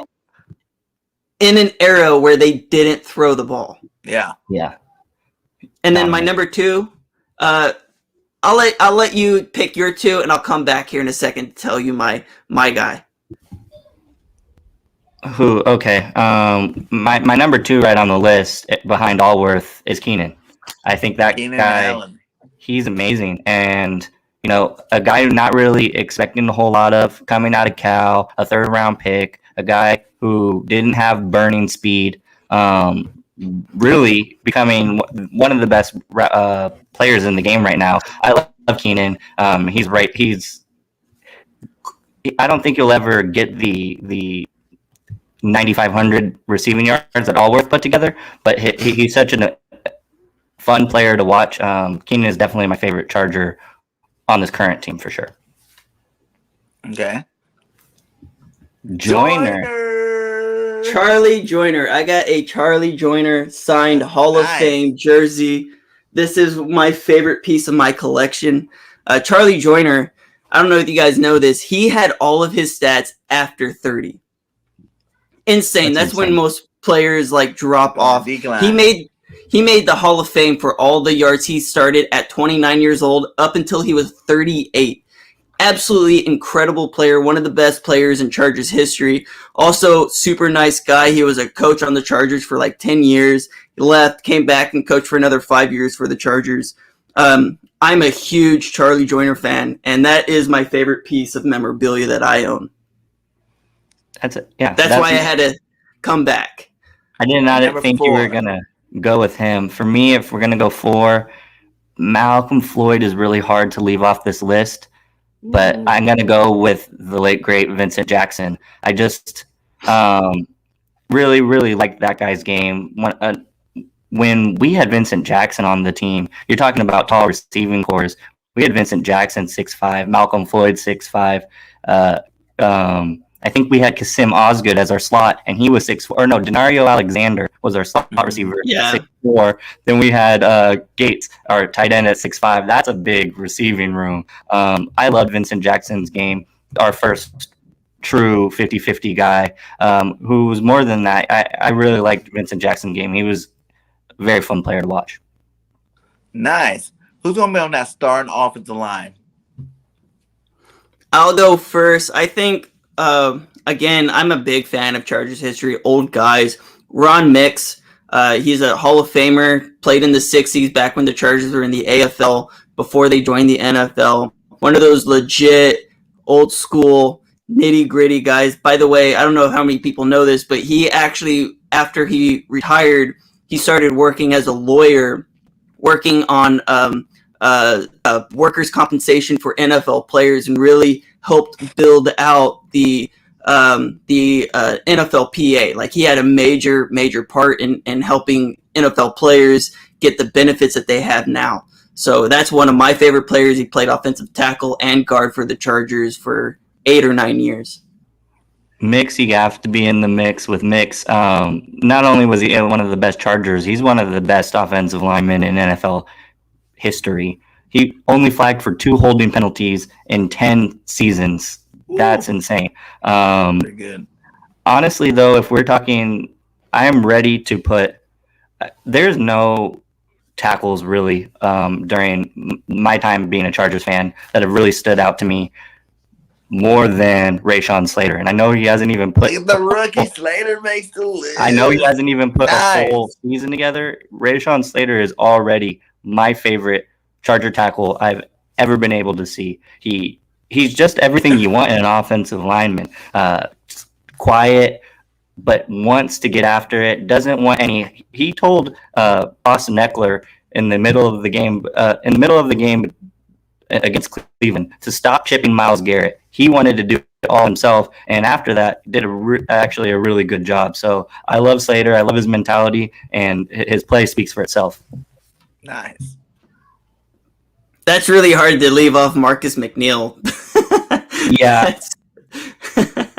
I had to. I mean, McNeil was great, but he was on a very talented era for Charger football. But Slater just he has that. I don't know. He makes me excited in a way that you don't really get it from an offensive lineman a lot. He has just an aura about him that I could just tell he's going to be special. And I'm already putting him on my all-time list. He's my favorite tackle I've ever seen. Nice. So that's insane. That's 3? So no, that's 2. That's 2. That's 2. Oh, 2. So I'll go guard again. I know Chargers history. We got to talk about Walt Sweeney, who played guard for the Chargers from 1963 to 1975. He's a 2-time All-Pro. He made the Pro Bowl 1964 all the way through 1972.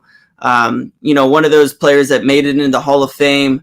Not a lot of guys. He's one of those forgotten guys on the offensive line, but he had a huge impact to the Chargers, who won 2 AFL championships, back in those days. Oh, yeah. We count him over here. We count him. Yeah, we got to count him. We count him.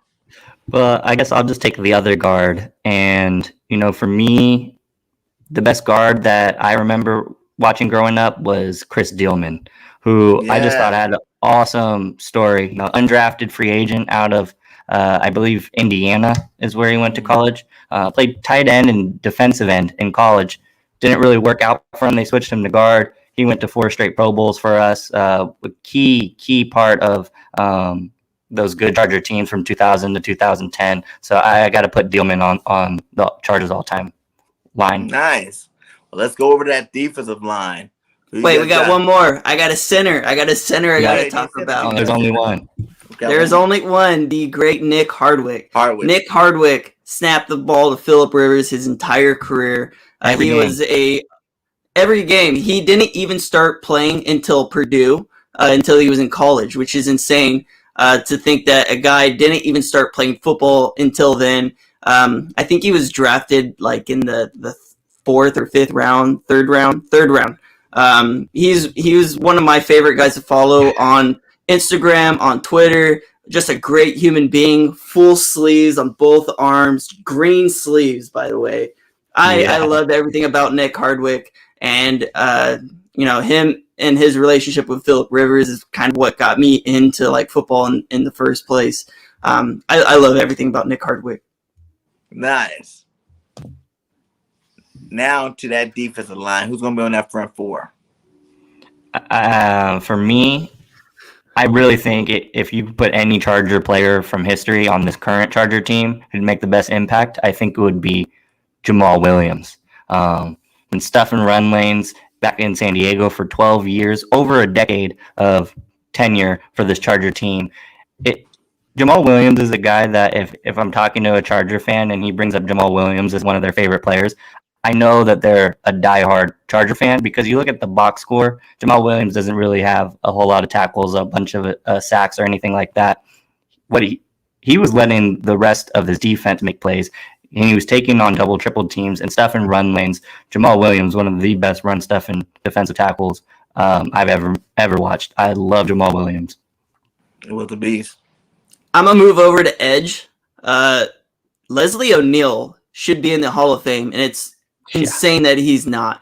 I mean, when you look at like the all-time leaders in sacks, you see Hall of Famer, Hall of Famer, Hall of Famer, Leslie O'Neal, Hall of Famer, Hall of Famer, Hall of Famer, Hall of Famer. The guy has over 130 sacks in his career, and every player up and down the list near him are all in the Hall of Fame. The fact that he's not it's unforgivable. Leslie O'Neal played in an era, 1986 to 1999, where the Chargers really didn't have very many good teams until the one season they made the Super Bowl and lost to the 49ers, and he was a huge part for it.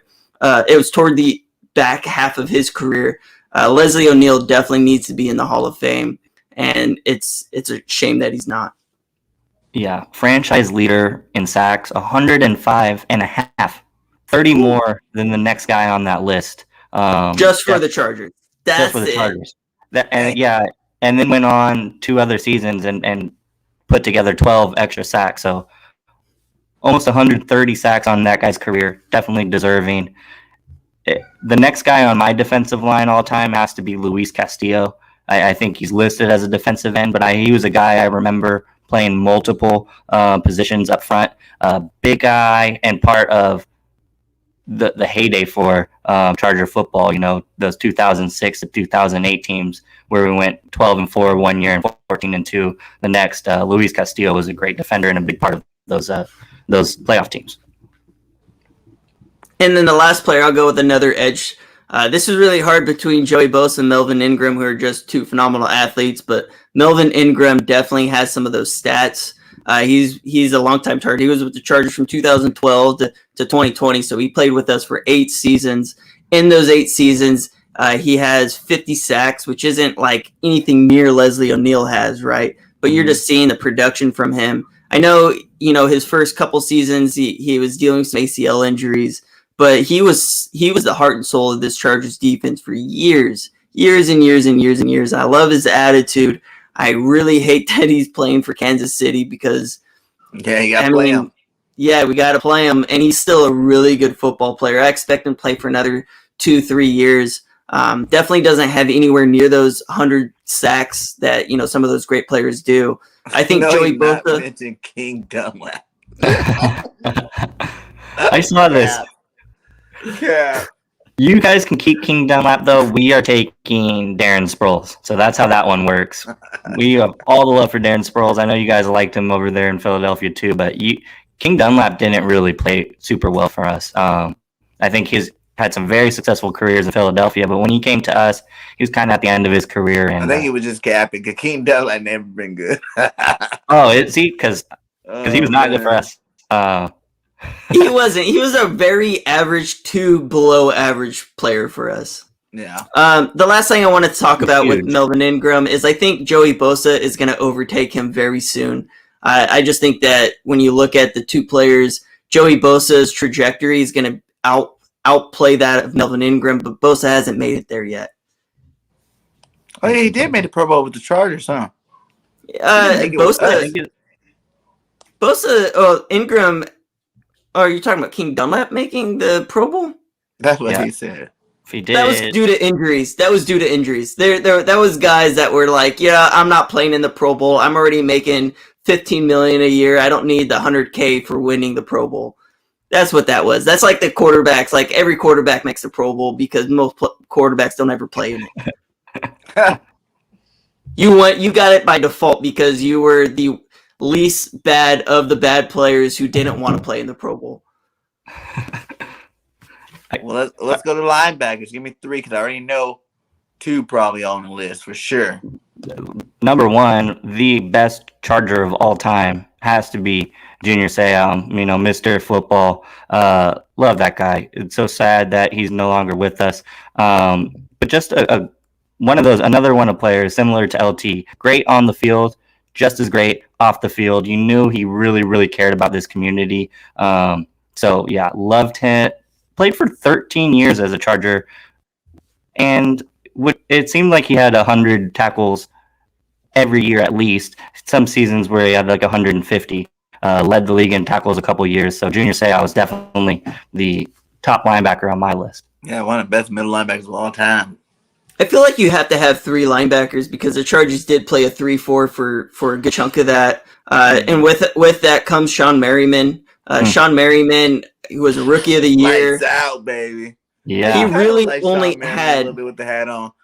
He only really had like 3 dominant seasons with the Chargers. I know he left for the Bills. He never ended up really getting healthy. By the way, he's a fighter now. I don't know if anybody knows that and follows him on Instagram. Yeah. He's got his own cage fighting company where, that's what he does. He's always talking about guys, sign him up, sign him up, sign him up. He's one of my favorite personalities, still very much involved with the Chargers franchise. Awesome. I've got some signed memorabilia from him as well. I got a jersey as well. But Sean Merriman is probably one of the funnest players I've ever had the chance to actually watch in person. Merriman's great. He's on my list for sure. But number 2, his running mate, Sean Phillips. I mean, second all-time in Charger history, 69.5 sacks. He's the number 2 guy behind Leslie O'Neal. Sean Phillips was awesome, man. Another one of those guys. Not a whole lot of ego. Not going to say too much, but he's going to get after the quarterback and did it at a very, very high level. And then I'll pick the last one. And this is really hard because he's not really an all-time Charger, but he's an all-time player in my book. Donnie Edwards. Donnie Edwards was phenomenal. He was part of that. Was good. Edwards was good. He was all about the military. I'm a veteran myself, so I already loved about him anyways. He played most of his career with the Chiefs, but I feel like he had some of his biggest impacts when he was a member of the Chargers. I loved Donnie Edwards. I loved what he did for this community in San Diego. Nothing near what Junior Seau was to this community, but he tried, and he tried hard, and Donnie Edwards was legit. Randall Godfrey, honorable mention. Godfrey, yeah, he was pretty good for you guys too as well. Let's go with 3 cornerbacks. Yeah, this is a guy, I never really got to physically play football, but just looking at the stats, knowing what he means to this franchise, I can't leave him off this list, and that's Gil Byrd. Versatile, lockdown, cornerback. Also played both safety spots and did so very well. He's a franchise leader with 42 interceptions on his career, so I think we're starting an all-time team. Gil Byrd definitely has to be involved. Mm-hmm. And then you can't think of Chargers players without thinking of Quentin Jammer. Quentin Jammer feels like he played his entire career with us. He wasn't ever the most locked down corner, but he was definitely, he held that spot for so many years. Yeah. He was on part of those, 14-2 team. He was on that team. Quentin Jammer was legit. I was really young watching him play for most of his career, but he definitely had an impact there as well. And then since Zach is going to end up coming back, I'll talk about Casey Hayward being the next on our list. About him, yeah. Casey Hayward had some of his best years with us. I mean, he was a 2-time All-Pro. Also, he's had a resurgence this year with the Raiders, which sucks because, again, he's with the Raiders, a division rival. But Casey Hayward meant so much to this team over so long. I mean, we gave him a pretty nice farewell when he left, and it was hard to see him leave. I like Chris Harris Jr., but I would have rather kept Casey Hayward because, he was just like a good guy overall for the locker room. You never heard anything bad about his character in the locker room or anything like that. And he was just a really good player for us. Also, he was one of those, we like to call him a coupon Tom Telesco. He was one of those coupon players. We ended up getting him at a fraction of his price of what we should have. And then, did you guys like Dominique Rodgers-Cromartie? He was on my list. He was number 4, right? And if we're playing a dime package, he's definitely on that list. Antonio Rodgers-Cromartie, I know he's got 11, 12, 13 kids. His child support, that shit has to be through the roof. Right. But he's got one of the best highlight films of any player I've ever seen. You when you think of him, you think of the Peyton Manning interception where he caught it one-handed. Yeah, everybody knows that highlight. He definitely is on that list. Antonio Cromartie was a big player for us. I wish we would have re-signed him. We didn't. I don't know why. Maybe we could have helped him pay some of that child support because, man, it's terrible. And Zach is back. Zach, pick a safety. I already know what safety you're going to pick. Pick a safety. 3 safeties, Zach, since he took all 3 of the corners, right? Oh, did you take all 3? Who did we get in there? Yeah, I took the last one. I got Casey Hayward. We got Gilbert, Quentin Jammer, Casey Hayward, and we got an honorable mention for Antonio Cromartie. Man, Cromartie would be my 3, but that's fair. I'll go with Hayward too because Hayward's my honorable mention. But if we're going to start safeties, I'm going with before James Harden was the beard, there was a man by the name of Eric Weddle who held that. Weddle. Eric Weddle is my man. Very, very disappointed how his tenure with the team kind of how that whole thing kind of materialized. But I loved Weddle's play. Very clutch guy. Had 4 touchdowns in 9 seasons. 3 with over 100 tackles. Led the league with some interceptions in 2011. So I love Eric Weddle. I miss the mohawk. I miss the beard. That was a great player for us.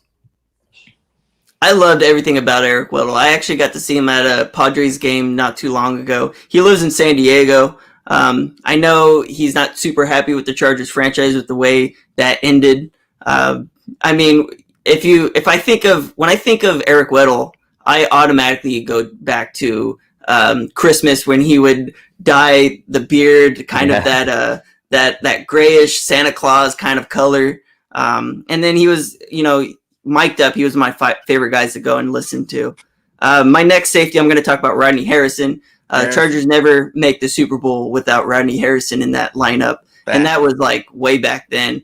And then he got the chance to try to win again when he was with the Patriots. He never ended up winning that Super Bowl, which is terrible to see for such a phenomenal player. And he was a hitter too. That dude used to lay guys out. Together, man. I've been in a couple of San Diego games when they were both on the team back in the day, man. That was crazy to see both of those guys, freaks of nature. So Rodney Harrison's definitely on my list. And then that third one, I think Zach's already know who he's going to pick.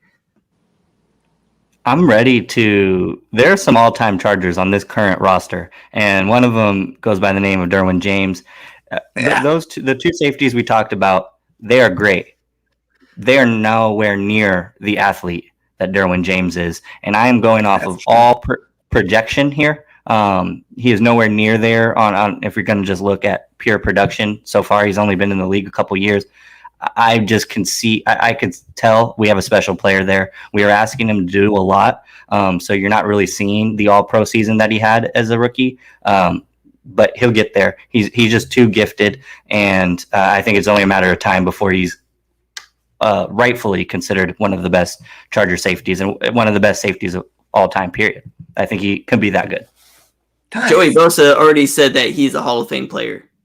I think, and he has just those things you can't teach. He has a way to him that I'm just drawn to. That I really, really looking forward to the rest of his career because I think he's going to be special. Yeah, that's fact. That's fact. Who's going to be you guys' kicker and punter? This one's pretty easy. Kicker. Go ahead. I know you're going to pick. Go for it. You go ahead, because I want to talk about more about the punter anyway.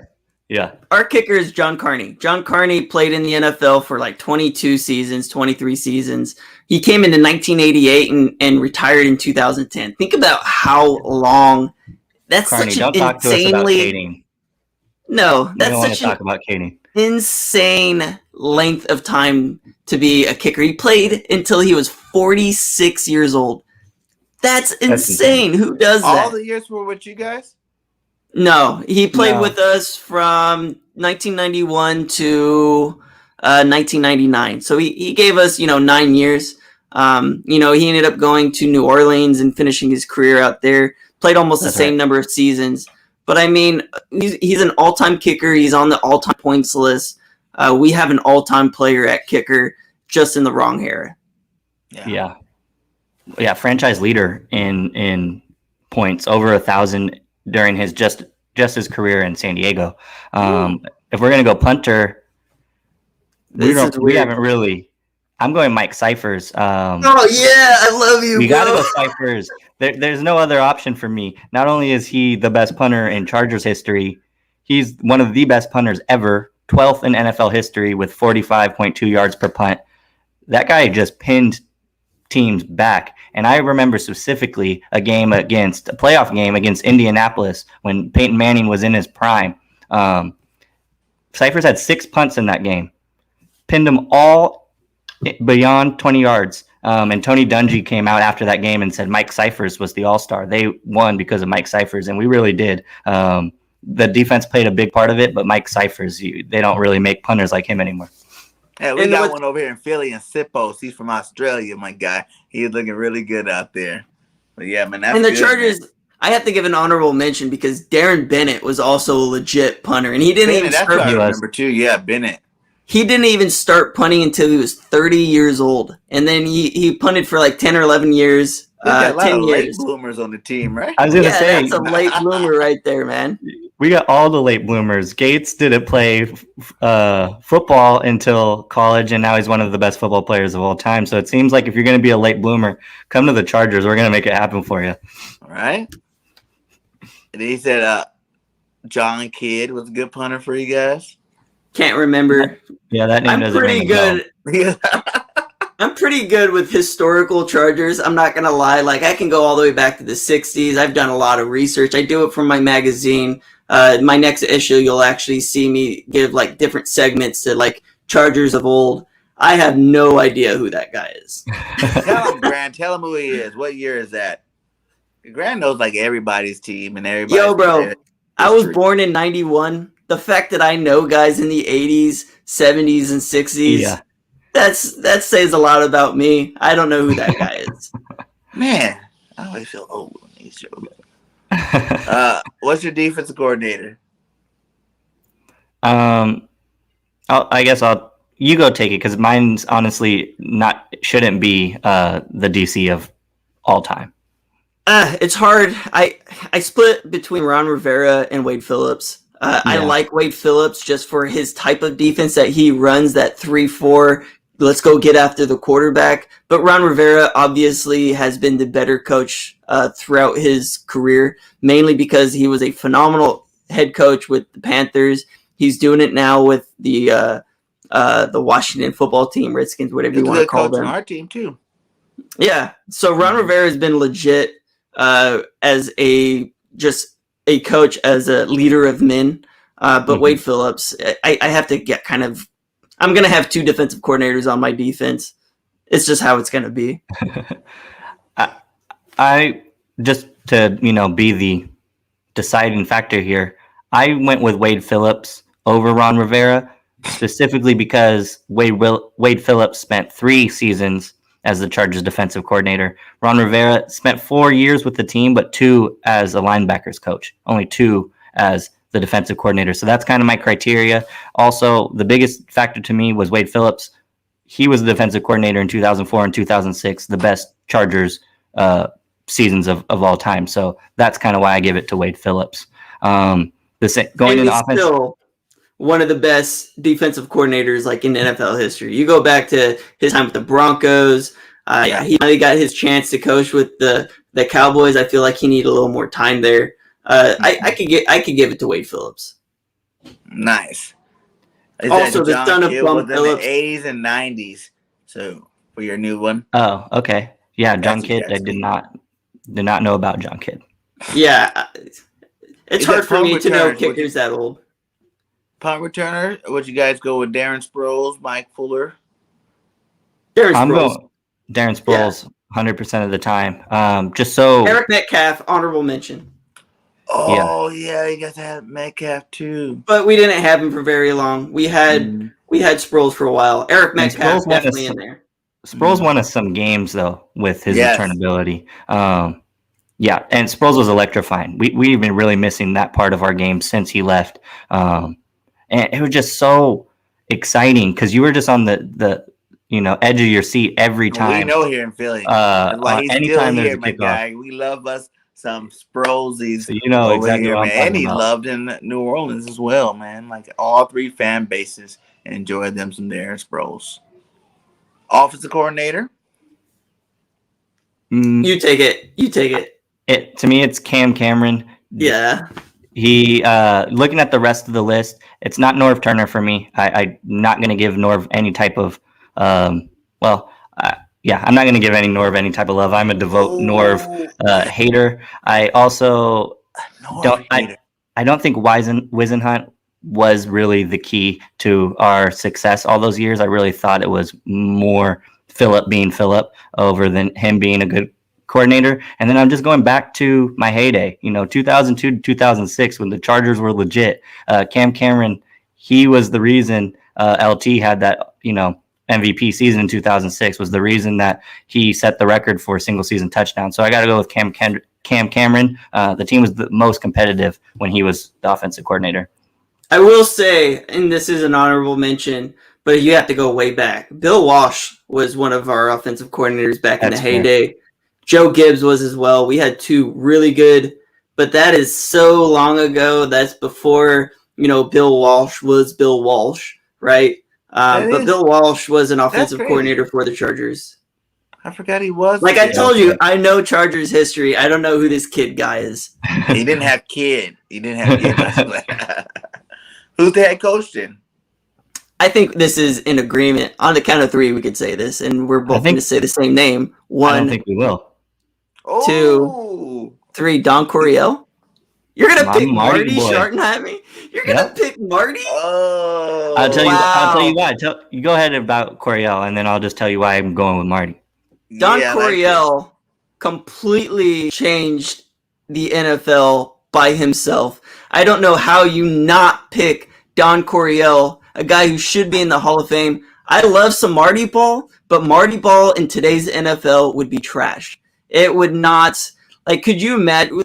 Like, we had LaDainian Tomlinson. LaDainian Tomlinson made Marty Schottenheimer into the Chargers coach. And don't get me wrong, Marty was a pretty damn good coach with his time with the Chiefs, but he wasn't Don Coryell. Don Coryell completely changed the NFL for the rest of the world, for the rest of its entire existence. Don Coryell did that. He did that himself.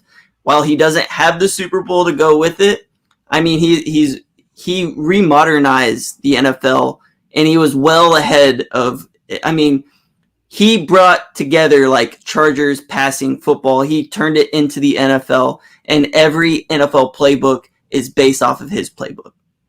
Now, you have the right answer. That is a strong argument. I know I have the right answer. You're just trying to go against me. No, Coryell's the right answer. No, it has nothing to do with no, Coryell is the right answer there. 100% of the time, Don Coryell is the head coach of the all-time Chargers team.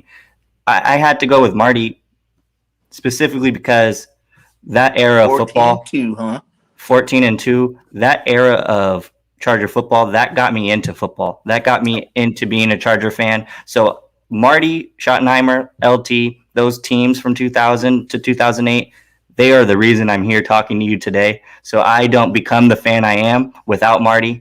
And it was frustrating, believe me. That's a good one. I got to start looking for a new podcast host. Any takers out there? Who's out there? I'm just kidding with you. I love Marty. I get it. Marty Schottenheimer is the reason why I'm a fan of the Chargers. I became a fan of the Chargers right around the time LaDainian Tomlinson was drafted. I grew up on Marty Ball. I hated the fact that we fired him when we got into this power struggle between AJ Smith and Marty Schottenheimer. I get it. But the right answer is Don Coryell, and he said it, and we know it. Yeah, he's revolutionary to the game. What about Bobby overall. Ross? He said he took you guys to your first Super Bowl. He did, but what did he do before and after? Did he win the Super Bowl? No. That's all you got to say to that. Yeah. Did he remodernize? Did he remodernize, or did he ride a really good defense? Was he handed a team? Did he build the team? What did Bobby Ross do outside of take the team to the Super Bowl in a year that he had a really good roster? What about this Sid Gilman? Sid Gilman, one of the winningest Chargers head coaches of all time for sure. He didn't do anything Don Coryell did. He didn't do anything Marty Schottenheimer did. Yeah, I think the answer is Coryell, like I said, because of his impact on the game. And then I'm going Marty Schottenheimer. He was looking for a new host. Now he's like, yeah, that is the No. right answer. No, You're right. Zach's my dude. Zach's my guy. I'm just saying. I took Zach to his first Chargers game at SoFi Stadium. Home game. Look First at Chargers that. home game. I did. My first Chargers game was It's my the last guy. Charger Raider game in Oakland. I was not very, very popular that day. I was much more popular when Tyler took me to SoFi, which is an amazing awesome. stadium. And if anyone gets the chance to go, I'd say go check it out because it's an amazing facility. I got to get out of here, bro. Yeah, My yeah, wife's it's been in calling the me list, for dude. dinner for a while You know, now. I'm You overdue guys for go dinner ahead. too. I Go thought ahead this was and, going to be an hour long, and you know what? I had a We're having great time. fun. Yeah, it went past. Usually they are an hour long. I was looking at the top two. That's why we had to get into this. But yeah, let everybody know where they can find you guys at one last time before you guys get out of here.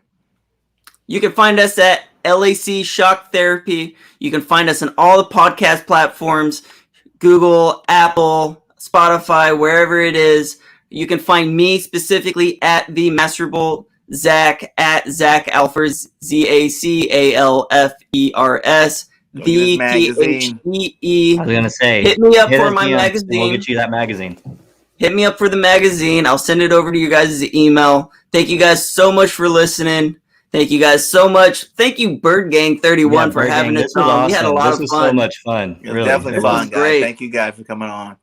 Hey, man. Thank you guys again. Like you said, we still got 15 in the chat. Please hit that like on the way out. Go get his magazine. Make Hey. sure you go get that magazine. Even though we're Eagle fan, we can always support everybody. So much love to all you guys for coming on the show. Fly, Eagles, fly. Till next This is where we time. gotta end it. Let's go, bolt up, Bolt baby. up. Wait. Fly, Eagles, fly. Don't be bring that bolt stuff over it. now. Bolt, Wait. baby. Bolt You up. can't fly in an electric in a thunderstorm. It's not good. That's a good one. Like I said before, hold on. This is my show. I'm gonna end it. Fly, Eagles, fly. Take it easy, brother, man. We Thank you so out. much. Peace. Hey, later.